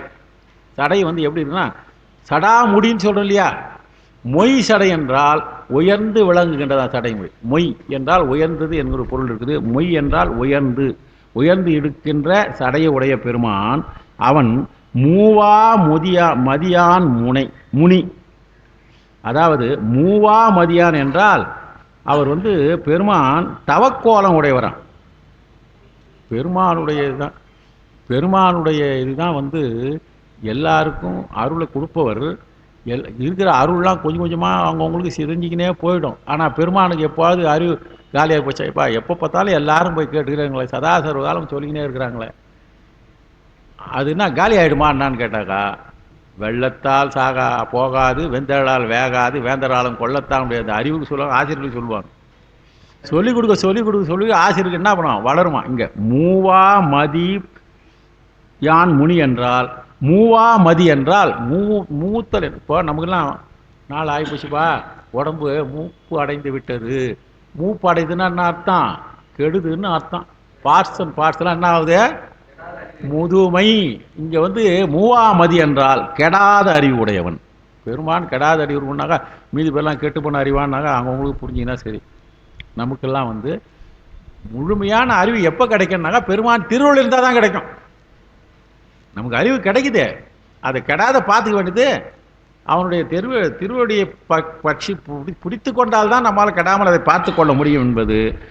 அதாவது கெடாத அறிவு உடையவன். அதாவது அதுக்கு பேர் நான் நித்தியன் இருப்பாங்களே. பெருமானுக்கு ஒரு நித்தியன் ஒரு பேர் இருக்குது. பெருமானுக்கு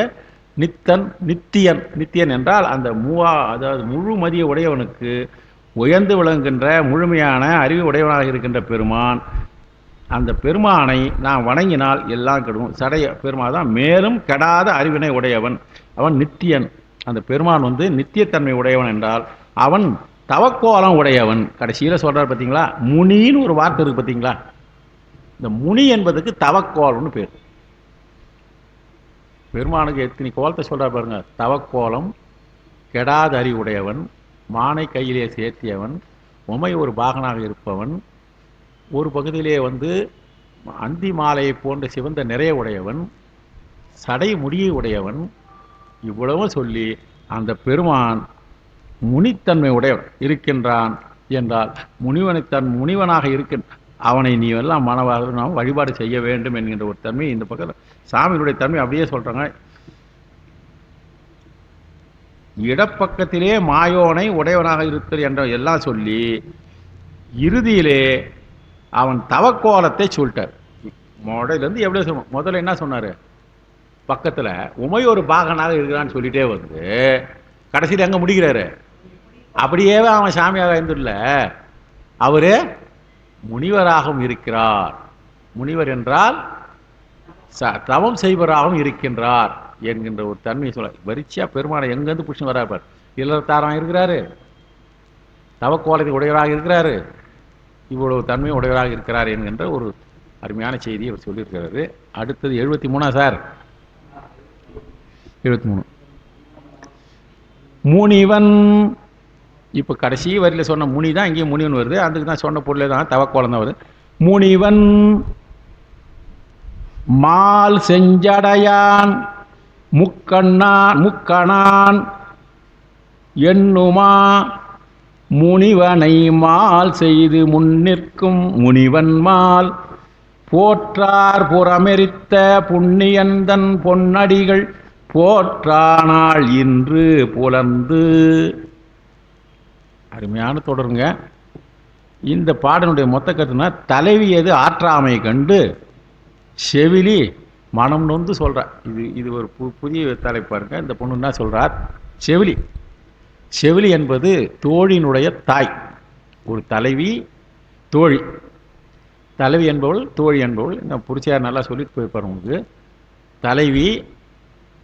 தலைவிக்கு ஒரு தோழி இருப்பா எப்பவுமே, தோழி. அதுக்கப்புறம் பெரும்பாலும் நற்றாய் என்பது தலைவியினுடைய தாய். செவிலித்தாய் என்பவள் பெரும்பாலும் தோழியினுடைய தாயாக அமைப்போள். வளர்ப்பு தாய்ன்னு சொல்லுவாங்க. பெரும்பாலும் தோழியுடையதாக அமையும் என்பது ஒரு அமைவாக சொல்லியிருக்காங்க இலக்கணத்தை. இதில் சொல்லியிருக்கிறாங்க, உரையாசிரியர் தான் சொல்லியிருக்கிறாங்க. அவள் வேறு செவிலித்தாயாக கூட இருந்திருக்க வாய்ப்பு இருக்குது. ஆக மொத்தம் வளர்ப்பு தாய் என்று பேர் செவிலித்தாய். இவங்க இந்த செவிலித்தாய் இந்த தலைவியை கொஞ்ச நாளாக பார்க்குறா. ஒரு மார்க்கமாக இருக்கிறா இவன்னா. சரி, மனம் நொந்து, ஐயோ இப்படி இருக்கிறாளே, என்ன சொல்லியிருக்கா என்னான்னு பார்த்து கொஞ்ச நேரம் அப்படியே வாட்ச் பண்ணுவாங்க. உஷார் நற்றாய் பார்த்துக்க மாட்டா. ஏன்னா நற்றாய் தான் செவிலித்தாய் ஒருத்தர் வச்சுக்கிறோமே, தோழி கூட இருக்கிறாள, இவங்க பார்த்துக்கொண்டு இருப்பார். கடைசியாக கிளைமாக்ஸுக்கு தான் நற்றாய் வருவாங்க. கடைசியில் தேடின்னு ஓடி போகிற போது வருவாங்க. ஆகையினால என்ன பண்ணுவாங்க, முனிவன் மால் செஞ்சடையான் முக்கணான் எண்ணுமா முனிவனும் முனிவன் தான். முனிவன் மால் செய்து முன் நிற்கும் முனிவன் மால். பாருங்க, முதல்ல கடைசியிலேருந்து வருமா? ரைட், பின்னாலேருந்து வருவோம். இப்போ இன்று இவள் கடைசி வரியிலேருந்து பார்க்கலாங்க. இன்று இவள் மெலிந்து, இவள் எப்படி இருக்கிறாய்ப்பா? ரொம்ப மெலிந்து போயிடுறா. கடைசி சீர்லேருந்து வரமா. இன்று இவள் புலர்ந்துன்னு இருக்குது பார்த்தீங்களா? இன்று இவள் புலர்ந்து என்றால் மெலிந்து போகிறாள். புலர்ந்தல் என்றால், புலர்தல் என்பதுக்கு உதித்தல்னு ஒரு பொருள் இருக்குது. புலர்ந்தது என்றால் உதித்தல் என்பது வரும். பொழுது புலர்ந்தது என்றால் பொழுது ஊத்தின. ஆனால் இங்கே புலர்ந்து என்றால் மெலிந்து போயிருக்கிறாள். இந்த பெண்ணு இன்று மெலிந்து இருக்கிறாள். இன்று இவள் மெலிந்து இருக்கின்றாள். தவக்கோலத்தை உடையவன் மெலிந்து இருக்கிறாள். அவன் என்ன சொல்றாளாம்? தவக்கோலத்தை உடையவன். எங்க முதலிருந்து பாருங்க. இன்று இவள் மெலிந்து புலந்து இருக்கிறாள். இவன் என்ன சொல்றாளாம்? தவக்கோலத்தை உடையவன். யாரு?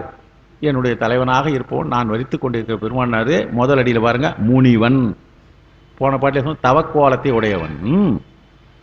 அது மட்டுமல்ல, மால் செஞ்சடையான். இந்த மால் என்பதற்கு பெரிய, மகா என்று சொல்றோம் இல்லையா?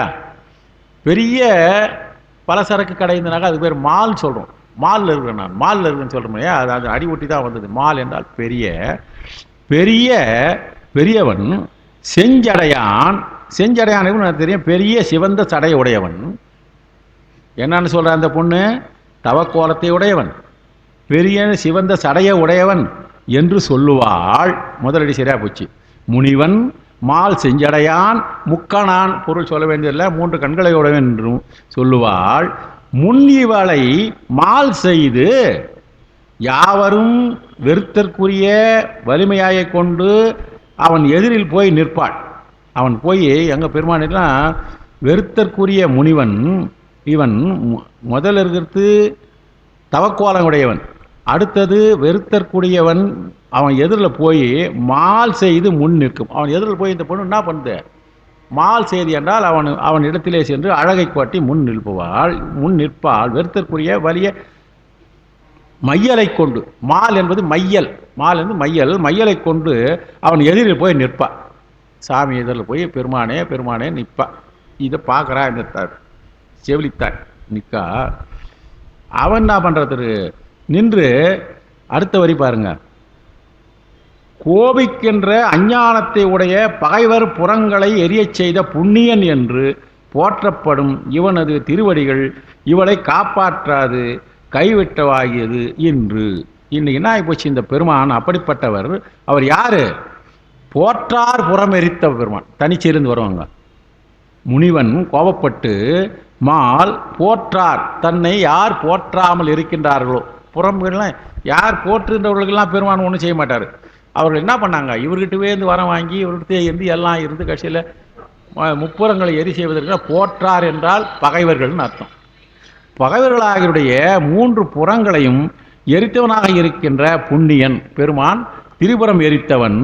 அவனுடைய திருவடிகளை போற்றானால் என்றால் அந்த பெருமானுடைய திருவடியை, இந்த திருவடினா ஆகிப்போச்சான், அவளை காப்பாற்றாது கைவிட்ட நாள் என்று சொல்றவ யாரு? 3வது ஆள், தேர்ட் பார்ட்டி சொல்லுது. அவன் மனசில் நினைஞ்சு காப்பாற்றாதான் சொல்லின்னு இருப்பா. ஆனால் இவள் இந்த மாதிரி புலம்பின்னு இருக்கிறா, எதிரில் போய் நிற்கிறா, கண்ணாடியில் போய் அவனை பார்க்குறா, அவன் தன்மையெல்லாம் சொல்கிறா, சொல்லிக்கொண்டே நிற்கின்று இருக்கிறாள். அவருடைய தன்மையை நினைத்துன்னு எதிரில் போய் மால் செய்து நிற்கும், அழகு உருவத்தை காட்டி மேக்கப் பண்ணிட்டு போய் எல்லாம் நிற்கிறா. இருந்தாலும் அந்த பெருமான் என்ன பண்ணுறான், இவளை காப்பாற்றாது கைவிட்ட நாள் ஆகிவிட்டது. இன்றைக்கும் அந்த பெருமான் இவளை காப்பாற்ற போலகுதே அப்படின்னு இறங்கி சொல்லுகின்ற ஒரு தன்மை சிவலித்தா சொல்கிறது.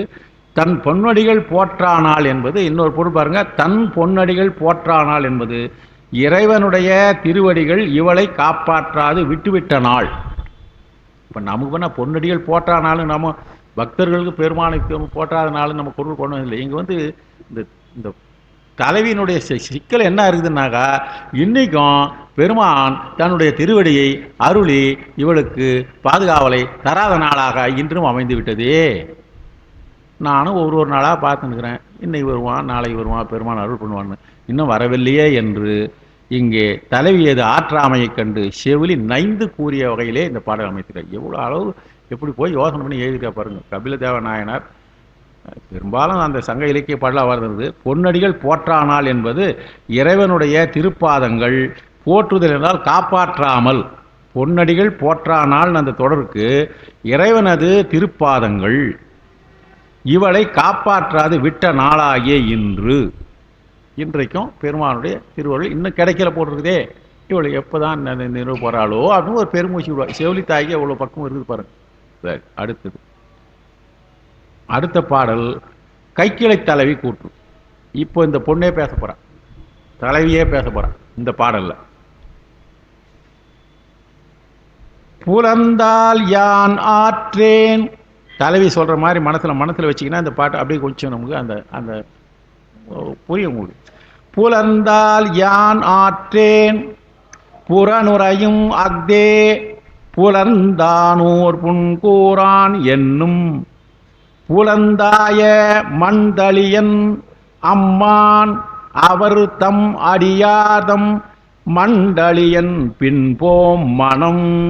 2 மண்டலி வருது, 2 புலந்தான் வருது சொல்ல போகிறேன். இப்போ 3வது அடியிலேருந்து தொடங்கலாம். நம்ம 3வது அடியிலேருந்து பொருள் சொல்லி வரேன். புலந்து ஆய் மண், இந்த புலர்ந்து ஆய் மண் எங்கே இருக்குது பாருங்க, தனிச்சீர். புலர்ந்து ஆய்மண் தனிச்சீரில் இருக்கிறது தொடங்குறோம் இந்த பாட்டு. அப்படி வந்தால் சரியாக வரும். புலர்ந்து ஆய் மண் இப்படி பிரிக்கலாம். புலர்ந்து ஆய் மண் என்பதுக்கு என்ன அருமையான தொடர் பாருங்க. புலர்ந்து என்றால் சுடப்பட்டு, புலர்ந்து என்றால் சுடப்பட்டு, ஆய் என்றால் அமைந்த மண். அதுக்கு மொத்தமான பொருள் என்னன்னா, சுடுமண்ணால் செங்கற்களால் ஆன கோயில். என்ன அருமையா இருக்கு பாருங்க. புலந்தாய மண்டலியன், சுடப்பட்ட செங்கற்களால் ஆகிய ஆலயம். நீங்க அந்த ஊருக்கு போய் பார்க்குற போது பார்த்தா தெரியும் எந்த ஊருக்கு வரப்போகுது, எந்த ஊருன்னு போடல.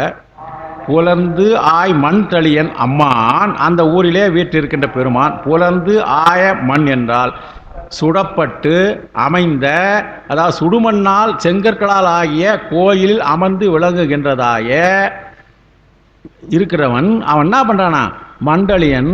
அம்மான் என்றால் அவன் தாயை போன்றவன். இந்த சாமியினுடைய தன்மையை சொல்றார். அவன் அமர்ந்திருக்கிற ஆலயம் தொடர்ந்து சொல்லாம கேக்குது இல்லைங்களா?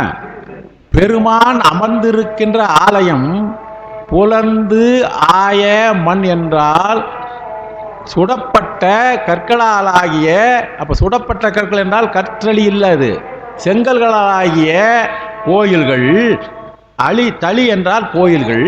மந்தளியன் அம்மான் அவன் உயிர்களுக்குத்தான் தாய் போன்றவன். அவர் தம் அடியாதம் மண்டலியன். இந்த இரண்டாவது மண்டலி பாருங்க. முதல்ல இருக்கிற மண் தளியன் என்பது மண் கற்களால் ஆகியது சுடப்பட்ட மண்ணு சொல்றார். அடுத்தது மண்டலியன் என்றால் மண்டு அழியன் என்றால், மண்டு என்றால் அதிகமாக அர்த்தம். நம்ம மண்டுன்னா ஒரு தெரு நமக்கு தெரிஞ்சதுன்னா மக்கு பசங்களாம் மண்டுன்னு சொல்லுவோம். இல்லை, மண்டு அழியன் என்றால் இங்கே பெருமான் மிக்க அன்பில் விளங்குபவன். மண்டு அழியன் பின் போம் மனம். அந்த பெருமானுடைய பின்னால மனசு போய்விட்டது.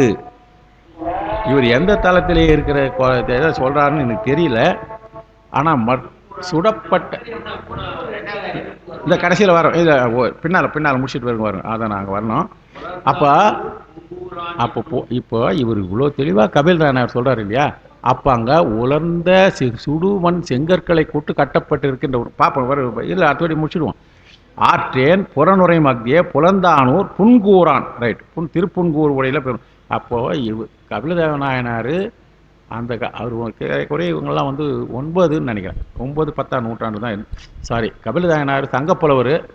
ஆனால் அந்த சங்கப்புலவர் தானே இவர்றது சந்தேகம். கபிலர் பரணர்னு வர்றதுனால ஓரளவு இருக்கலாம், அந்த பெயரிலே அமைந்தவர்களாக இருக்கலாம் என்று முடிவு செய்யப்படாதது. ஆனால் புன்கூர் தலத்தை இவர் பார்க்காத எழுதியிருக்க மாட்டார். அப்பா சுடப்பட்ட கற்களினாலேயும் செய்திருக்கிறார்கள். கற்களினால் கற்கோயில் கண்டவன் தமிழன் என்றால் இப்போ பல இடங்களில் சுடப்பட்ட மண்ணில் கூட செய்திருக்கிறாங்க. சின்ன சின்ன மெல்லியஸ் கற்களை வைத்து செய்திருக்கிறார்கள். மேலே தளங்களிலெல்லாம் போட்டு முடிச்சிருக்கிறாங்க. இப்போ திருவேகம்பத்தில் திருப்பணி செய்ய போகிறாங்கன்னு சொல்லிட்டு செய்தித்தாளில் ரொம்ப சந்தோஷம் இல்லையா திருவேகம்பத்துக்கு. அதனால் இப்போ பாருங்க, மண்டு அழியன் என்றால் மிக்க அன்பினை விளங்குபவன், அவனுடைய அன்பை விரும்பி ஏற்றவன். அடுத்தது பாருங்க, இப்போ முதல்லேருந்து வருவோம். புலர்ந்தால் யான். புலர்ந்தால் யான் என்றால் இன்னைக்கு பொழுதுன்னு என்ற முன்ன வச்சுங்க. பொழுது புலர்ந்தால் யான் ஆற்றேன். பொழுது வெடிஞ்சா எனக்கு அவன் நினைவே தூங்கிட்டான். இரவில் என்ன ஆகி போகுது, தூங்கிடுறான். பொழுது வெடிஞ்சாக அவன் நினைவு எனக்கு வந்துடுது. புலர்ந்தால் யான் ஆற்றேன் என்றால் பொழுது பயனின்றி வீணே விடியுமாயின் என் மனம் ஆற்றாது.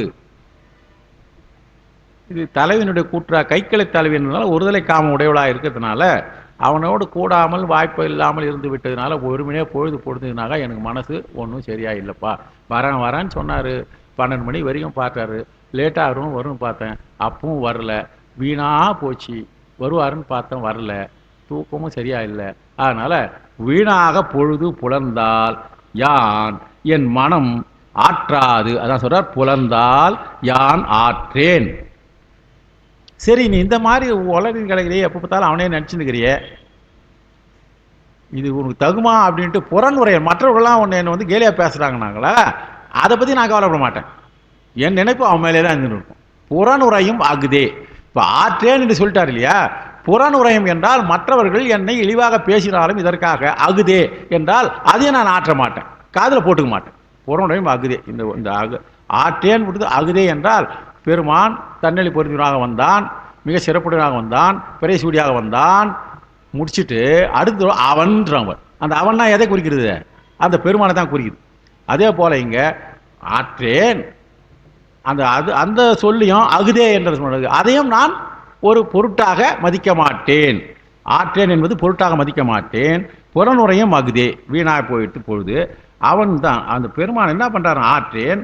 புறன் உரை என்பது அலர், மற்றவர்கள் பேசுவது. ஊரில் இருக்கலாம் தூற்று பேசுதல் என்பது பேர். இந்த சங்க கால இலக்கியங்களிலே இருந்து ஒருவருடைய பொருந்தாமல் இருந்து ஒருவர் செய்து கொண்டால் ஊர்லாம் போச்சுன்னா ஊர் தெரிஞ்சு போயிட்டு எல்லாம் தூற்றுவார்கள் என்றால் ஊர் தூற்றுதல் என்பது அலர் தூற்றுதல். அலர்ன்ற சொல்லு ரொம்ப அருமையான சொல்லு. இப்போ அது நம்ம பழக்கத்தில் இல்லை. அதனால புலர்ந்தானூர், இந்த புலர்ந்தானூர்னு இருக்குது பார்த்தீங்களா, புலர்ந்தானூர் என்பது திருப்புன்கூர்னு பேருங்க. அந்த புன்கூர் தான் புலர்ந்தானூர் என்றால் புல் ஆர்ந்தான் ஊர். புல் ஆர்ந்தான் ஊர், புல்லை உண்கின்ற இடபத்தை வாகனமாக உடையவன் ஒரு ஊர். இந்த புலர்ந்தான் என்பதற்கு புல் ஆர்ந்தான் ஊர், புல்லை உணவாக உடையவனாக இருக்கின்ற என்றால் புல் ஆர்ந்தான் என்றால் புல்லை உண்கின்ற இடபத்தை, புல்லை உண்கிற இடபம், பசுக்கள் பசுப்புடைய பொது என்றாலும் இடபத்தை வாகனமாக உடையவனுடைய ஊர். எந்த ஊர்? திருப்புன்கூர். திருப்புன்கூரில் இடபத்துக்கு ரொம்ப முக்கியம் இல்லையா? நந்தனாருக்கு இல்லையா? சற்றே விலகி இரும் பிள்ளாய். ஒரு வாட்டி பாடிதான் ரொம்ப நாள் ஆகிப்போச்சு பாடு. என்ன அருமையான தொடர் பாருங்க. அந்த சாமி நந்தி பெருமானை வச்சு விலகி கொடுக்கணும். அவன் உள்ள வந்து பாருன்னு நான் சொல்ல முடியாது. நான் இப்போ சூழ்நிலை சமுதாயம் பெருமான் என்ன பண்றாரு பாருங்க. அவன் வெளியிலே இருந்துக்கிறான். சாமி தெரியலையே, மலை போல் ஒரு மாடு படுத்திருக்கிற, அது ஒரு கீர்த்தனை. மலை போல் மாடு படுத்திருக்கின்றதே தெரியலன்னு இவர் பார்த்தாரு. டேய் நந்தி, நந்தி பார்க்குறாரு, என்ன என்னை எப்பவுமே கூப்பிட்றதுக்கு இல்லை, இதுவரையும் என்னை கூப்பிடாத இருக்கிறியே, போட்ட ஒரு 2 நிமிஷம் ஆனாலும் பார்த்துக்கலாம், என்னை இது வரைக்கும் கூப்பிடாதே இருந்துருக்கு, புச்சா சாமி என்னமோ கூப்பிடுக்கிறா, என்ன அப்படி பார்க்குது. சாப்பிட்டு சாமி அங்கே இருக்கிறாரு, நந்தி எங்கே இருக்குது தெரியும் நமக்கு, இடம் டிஸ்டன்ஸ் எவ்வளோ தொலைவு இருக்குதுன்னு. குறுக்கு 2-3 மண்டபம் தாண்டி தான் நந்தி இருக்கும். நந்தி என்ன உனக்கு சொன்னா நீ கேட்க மாட்ட அப்படின்னு சொல்லிட்டு அதை கீர்த்தினா சொல். சற்றே விலகி இரும் பிள்ளாய்.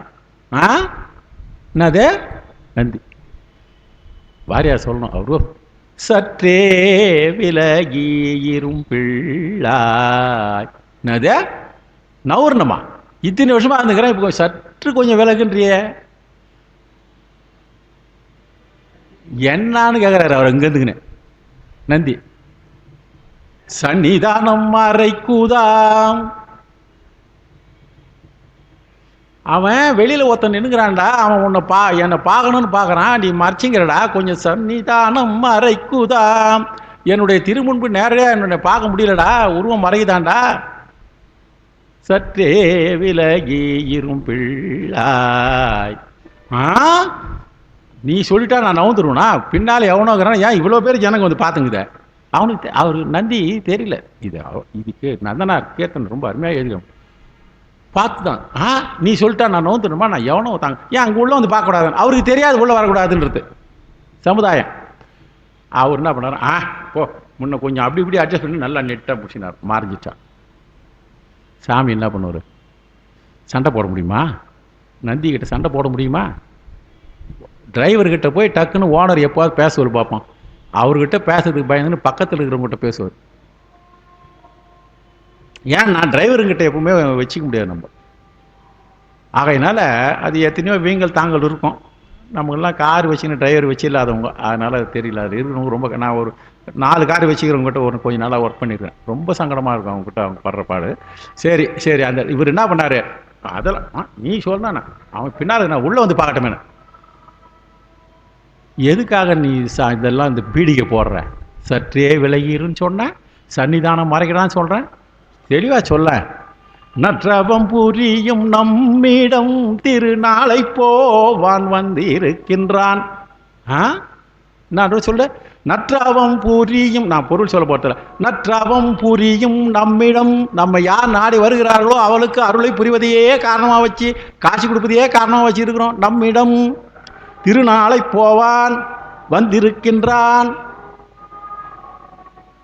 நற்றவம் புரியும் நம்மிடம் திரு நாளை போவான் வந்திருக்கின்றான். சித்தம் குறையில் நமது செல்வம் முற்றும் குறையும் சொல்றார் பார் சாமி. அடியார்கள் மனம் நோக பண்ணுவோமே, ஆனால் நாம் என்ன, நம்முடைய தவமே என்னதான், அடியார்களுக்கு அருள் பண்ணுவது நம்முடைய வேலைடா. பெருமான் சாமியுடைய வேலை என்ன? வேலை இல்லாருன்னு அவர் பெரிய எம்ப்ளாய்மெண்ட் எடுத்துக்கிட்டார், பெரிய வேலை தான். என்னன்னாக்க அடியார்களுக்கு அருள் பண்ணுறது வேலை.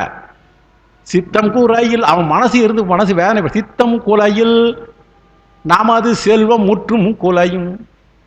இல்லைன்னா விரல் மிட்ட சொல்லுவாரா? ஒரு சிவபெருமானுக்கு ரொம்ப வேண்டியவர்னாக்கா இவர் கண்டுக்காத போனார் சுந்தரன் பார்த்து அவர் புறகுன்னார். இவர் சிவபெருமான் ரொம்ப வேண்டிய அவரும் புறகுன்னார். அந்த அடியார்கள்லாம் நம்மளை வந்து கடைசியில் ஒன்றுமில்லாத நமது செல்வம் முற்றும் குறையும் தயவு செய்து பார்த்தாரு. என்ன இவ்வளவு இல்லாத அவனுக்கு நான் அவ்வளோ முக்கியம் கொடுத்துட்டுக்கிற நீ அப்படின்றார். கடைசியில் சொல்றாரு, பக்தியில் கரை கண்டவன் பார்த்து பார்த்து உண்டவன். பக்தியில கரை கண்டவன்பா, நம்மளை தரிசனம் பண்ணிட்டு தான் சாப்பிடுவான். அவர் நாளை போவேன்னு சொல்லி இது நீட்டா போயின்னு இருக்கும். அதனால பெருமானுடைய தரிசனம் அதுதான் அந்த நந்தியை அடிப்படையாக வைத்து இருக்கின்ற காரணத்தை தான் அந்த புல்வாய் என்று சொல்லுவது இல்லையா, புல்லை உண்கின்றதாக இருக்கின்ற இடபத்தை வாகனமாக உடையவனுடைய ஊர் புன்கூர், திருப்புன்கூர். புன்கூரான் என்னும் திருப்புன்கூருடைய தலைவனே என்று சொல்லுகிறது. புலந்தாய மந்தளியன் அம்மான் அவன் தமிழர், அதுக்கு விளக்கம் சொல்லியாச்சு. பொழுது பயனின்றி வீணே விடியுமாயின் என் மனம் ஆற்றாது, பிறர் கூறும் புறனுடைய நான் கவலைப்பட மாட்டேன். புறன் உரை என்றால் அலறு. புல் ஆர்ந்தான் ஊர், புல்லை உண்க இடபத்தை வாகனமாக உடைய ஊர் திருப்புன்கூர்.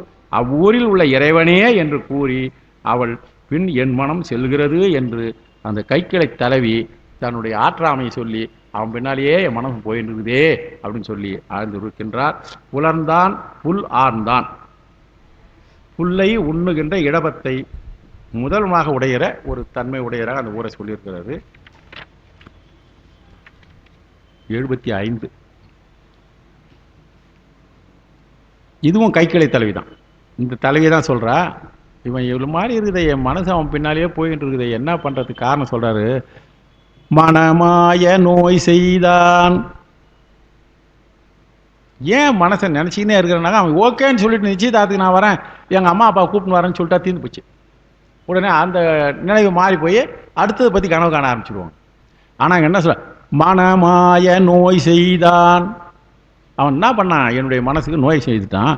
வன்கொன்றை தாரான் மனமாய உள் ஆரவன் வாரான், மனமாய உள் ஆரவாரான் மனமாய பொன்மாலை சேரப் புனைந்தான், புனை தருப்பை பொன்மாலை சேர்த்தடையான் போந்து. இப்போ 2வது அடியிலேருந்து நம்ம தொடங்கலாம், அப்போ தான் அவனுக்கு சரியாக வரும். 2வது மனமாய, மனம் ஆயும்படி என்றால் மனம் அழியும்படின்னு அர்த்தம். 2வது அடியில் பாருங்க, மனம் மாய என்றால் மனம் மாயும், மனம் மாய, மனம் மாயும்படி, மனம் அழியும்படி துன்பத்தை உண்டாக்கினான். உள்ளே இருக்கின்ற துன்பத்தை அவன் எனக்கு உண்டாக்கி விட்டான். நான் தூதில் விரும்பியபடி கொன்றை மாலையும் அவன் கொடுக்கவில்லை. அந்த பெருமான் என்ன பண்றாரு, என் மனசை அழிச்சிட்டான், மனசு கெட்டு போச்சு. அந்த கெட்டுன்றது இட்ட மட்டும் ஒரு 3 இது சொல்லுவாங்க, அது இருக்கிற அரை மாத்திரை தான். அதுக்கு ஒற்றை எழுத்துக்களுக்கெல்லாம் அரை மாத்திரை, ஆனா இவங்க கெட்டு போச்சுக்கணும். அது என்ன அவ்வளோ அழுத்தம் கொடுக்கணுன்றதுனால சொல்ற, மனம் மாயும்படி அழியும்படியாக துன்பத்தை உண்டாக்கினான். நான் தூதில் விரும்பியபடி என்னுடைய ஒன்றை தூதில் அவனை சொல்லி சொல்லி ஆளை விட்டு அனுப்பிச்சு பார்த்தேன், எனக்கு கொன்றை மாலையை எனக்கு கொடுக்கவில்லை, தரவில்லை. மனம் ஆய உள் ஆரவாரான். பாருங்க, மனம் ஆய உள் ஆரவாரான், மனம் ஆய உள் ஆரவாரான் என்றால் மனம் ஆய உள் ஆரவாரான். இந்த 2வது, அதாவது முதல் அடியில் வந்து மனமாய என்றால் மனம் மாயும்படி என்னை அழியும்படி துன்பத்தை உண்டாக்கினான். நான் தூதிலே அவனுக்கு போய் கொன்றை மாலை கொடுன்னு கேட்டேன், முதல் அடி முடிஞ்சு போச்சு. 2வது அடியில் இருக்கிற மனம், மனமாய உள் ஆர வாரான், எப்படி பாருங்க, மனம் ஆய உள் ஆர வாரான் என்பது எனது மனநிலையை உள்ளபடி உணர்தற்கு. நான் என்ன மனசில் நினச்சிக்கிறேன், ஏது செய்யறதுபடி மனம் ஆய, என்னுடைய மனத்தை உள்ளபடி உணர்வதற்காக மனம் ஆய உள் ஆர வாரான். எனது மனநிலையை உணர்வதற்கு உள் வரணும்னா இருப்பிடத்துக்கு வந்தால் தானே தெரியும், எங்கேயோ இருந்தால் தெரியாது இல்லையா. என்னுடைய இருப்பிடத்திற்கும் வரமாட்டான். இப்போ மனம் ஆய உள் ஆர வாரான். சரி, அடுத்தது தனிச்சீர் ஒன்று இருக்குது பாருங்க, மனம் ஆய உள்ளிறது வரமாட்டான் என்பது குறிப்பு. பின் ஆய் இந்த பாருங்க, அடுத்தது வாரான் மனம் மாய மண் அம் ஆய் பிரிக்கணும். இந்த தனிச்சேரில் இருக்குது பாருங்க. மனம் ஆயன்றது பாருங்களா, ஒரே சொல்லுதான் அது. மனமாயன்னா மண் அம் ஆய் அய. அந்த இதற்கு மண் என்றால் நிலை பெற்றது, மன்னன் என்றால் நிலையானவன் அர்த்தம். பெருமானுக்கு மன்னன் ஏன் பேர் கொடுத்தனாக்க நிலையானவன். மண் நிலையான அழகான, எப்படி பாருங்க, மண் நிலையானது, அம் அழகியது, ஆய் என்றால் பொன்னு, பொன் போன்று இருக்கின்ற கொன்றை மாலையை பொருத்தமாக புனைந்தவன். இந்த ஒரு வாரியை சொல்றதுக்கு அழகிய பொன் போன்ற கொன்றை மாலையை பொருத்தமாக புனைந்திருப்போன் என்பதற்கு மண் அம் ஆய, அதாவது மண் ஆய, அதாவது நிலையான சுற்றுன்னா எனக்கு புரிஞ்சு. மண் அம் ஆய் என்பதற்கு நிலையான அழகிய பொன் போலும், அந்த என்பதற்கு அந்த பொன் போலுகின்ற கொன்றை மாலையை பொருத்தமாக புனைந்திருக்கிறானா பெருமான்.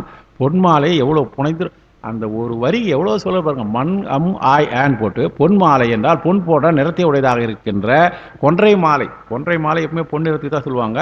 கொன்றை மாலையை புனைந்து இருக்கிறான், அருமையா புனைந்திருக்கிறான். சரி, அடுத்தது இன்னொரு புனைந்திருக்கார் பாருங்க. புனை தருப்பை. பொன்னா, அதாவது பொன்னாலாகிய தருப்பையின் தன்மையை உடையவன். அவன் தருப்பையினுடைய தன்மையை உடையவனாக இருக்கிறான் என்றால் பொன் சடை செஞ்சடை ரெண்டுத்துக்கும் சொல்லிட்டாரு. பொன் போன்றது என்பது பொன் நிறத்தை உடையது, செஞ்சடை என்றது செம்மையான நிறத்தை உடையது. அப்படிப்பட்ட பெருமான் அவன் என்ன செய்தானா, எனக்கு சேர் சடையான் வந்து என்னிடத்துல வந்து நோய் செய்து விட்டான். அவன் தான் எனக்கு நோய் செய்துக்கிறான். இந்த முதல் 2 அடியில் பெருமான் எனக்கு நோய் செய்து விட்டான், ஆனால் எனக்கு மனசு துன்பம் பட்டு கொண்டு இருக்கிறது. அவன் நான் கேட்ட தூது சென்ற தூது அனுப்பியதாக எதுவும் கொடுக்கவில்லாம். அவன் எனக்கு எதுவும் தன்மையாக செய்கிறானா என்பதனால கைக்கிளை தலைவி பாட்டுக்கு போல முதலில் சொல்வார்களே, அவள் துன்பப்பட்டு கொண்டே இருக்கிறாள் என்கின்ற ஒரு செய்தி. எவ்வளோ நேரம் இருக்கு? டைம் ஆயிட்டோ? 75. என்னண்ணா இந்த 2 வாரம், அடுத்த வாரத்தில் நமக்கு தட் இஸ் அடுத்த வாரம் இல்லை, குறுக்க வந்து சமய பயிற்சி வகுப்பு ஒன்று வருது, திருவிழாக்கள் வருது. திருவிழான்னா கருட சேவைக்கு அடுத்த நாள் எனக்கு இருக்குது. அடுத்த நாள் அந்த நாளாம் அதான் 75 82 நான் தனியாக அடுத்த இதுவும் போட்டு வந்து அந்த 2 வகுப்பில் முடிச்சுடலான்னு நினச்சிட்டு இருக்கேன். போகவே மாட்டேன். மணி 6:00 கரெக்டான கடிகாரமா அது? சரி சரி சரி, ஆமாம், அது 2 நாளில் முடிக்கணும். நானும் ஏதோ போட்டு நந்தனார் கொஞ்சம் எடுத்தோம், அது ஒரு பாட்டு ஓடிப்பிச்சு, 2 நாள் கொஞ்சம் போயிருக்கும். இது கூட இல்லைன்னா எப்படி அது பாடல். அடுத்தது 76 66லேருந்து 75 தான், 10 பாட்டு முடிஞ்சிருக்குது. சரி, அருளாமையை நோக்கி ஊடி உரைக்கிறவள். இப்போ அடுத்த பாடல் வந்து பெருமான் நமக்கு அருள் பண்ணுவே இல்லையே, இந்த ஆள் அவர் தான் போன்னு சொல்லிட்டு ஒரு ஊடல் கொண்டு சொல்லுகிற ஒரு கூற்றாக இருக்க அடுத்த பாடல் பார்க்கலாம். அதனால் இது கொஞ்சம் இதையும் இன்னும் இதை விட வேகமாக சொல்லலான்னு பார்த்தாலும் ஒன்றும் முடியல. அதனால் மனசு நமக்கு இடம் பார்க்கலாம். அவர் இருந்தாருனாக்கா இன்னும் ஒரு வகுப்படி எக்ஸ்ட்ரா வாங்கிக்கலாம். நான் 2 வாரத்தை முடிச்சிடலான்னு ஒரு யோசனை பண்ணாது. அப்புறம் முதல் திருமணி தான் தொடங்க போகிறோம். பார்க்கலாம் பெருமான் திருவிழாவாக இருக்கிறது என்று. தென்னாடுடைய சிவனே போற்றி, எந்நாட்டவர்க்கும் இறைவா போற்றி. வந்து இருந்து கேட்ட உங்கள் அத்தனை பேருடைய திருவுள்ளங்களையும் வணங்கி நிறைவு செய்கிறேன். அடுத்தது உனக்கு கருட சேவை கழிச்சு அடுத்த நாள், அடுத்த மாதம் தான் தொடங்குது. பெரும்பாலும் அவர் அந்த இதெல்லாம் விட்டு சமய பயிற்சி வகுப்பு ஒன்று இருக்குது. அதில் கூட எனக்கு 2 வகுப்பு கொடுத்துருக்காரு. ஒன்று திருமுறைகளை பற்றி பேச சொல்லியிருக்காரு, ஒன்று இன்னும் தலைப்போட சரியாக போட்டு வரல. திருமுறைகளை ஒன்று பெரிய பிராணத்தை பற்றி 2 தலைப்பு பேச போகிறேன். 4ஆம் தேதி ஒரு வகுப்பு, கடைசி தான் பிற்பகல். அதே மாதிரி கடைசி 13ஆம் தேதி முடிய போகுது. தொடக்கம் 4 13 அன்னைக்கு ஒரு வகுப்பு கொடுத்துருக்காரு. பெரிய பிராணத்தை பற்றி அன்றைக்கி பேச சொல்லியிருக்காரு. அது என்ன ஏது வருதுன்னு தெரில. யாருக்கூட பேராசை நடக்குது. அந்த வகுப்பு அவர் கட் பண்ணிட்டார். அதனால தான் இந்த ப்ரோக்ராம் போடுறபோது உங்களை பார்த்தீங்கன்னு தெரியும், இந்த 4லேருந்து 13 வரையும் கட் பண்ணி அதுலேருந்து மற்றவங்களாம் போட்டு நேரம் எனக்கு தொலைபேசியில் தொடர்பு கொண்டார். அப்புறம் சொன்னார் கருட சேர்வணிக்கு எனக்கு போட்டுருக்குது. அப்புறம் அதையும் ஆல்ட்ரேஷன் பண்ணி மாற்றி அன்னைக்கு தான் கருட சேர்வணிக்கு நாமளே வான் கூப்பிட்றது தப்பு இல்லையா? இந்த இடமே ரொம்ப ஆரவாரமாக இருக்கிற இடம் அது. ஆகையினால அதுக்கு அடுத்த நாள் தொடங்குது. சார் தேர் 19 கருட சேர்வனா தேர் திருவிழாவையும் அப்படியே கொஞ்சம் தள்ளி தான் போட்டிருக்காருன்னு நினைக்கிறேன். அதனால் வந்து உங்களோட அத்தனை திருவுடையை வணங்குகிறேன். கொஞ்சம் 15 நிமிஷம் அதிகமாக எடுத்துட்டேன், கவனிக்காத போயிட்டே வந்துட்டேன். தொடர்ச்சியாக வந்து அவருக்கு ஆதரவு தர வேண்டும் என்று உங்களை வேண்டி நிறைவு செய்கிறேன். தென்னாடுடைய சிவனையே போற்றி, எந்நாட்டவர்க்கும் இறைவா போற்றி. வாழ்த்து.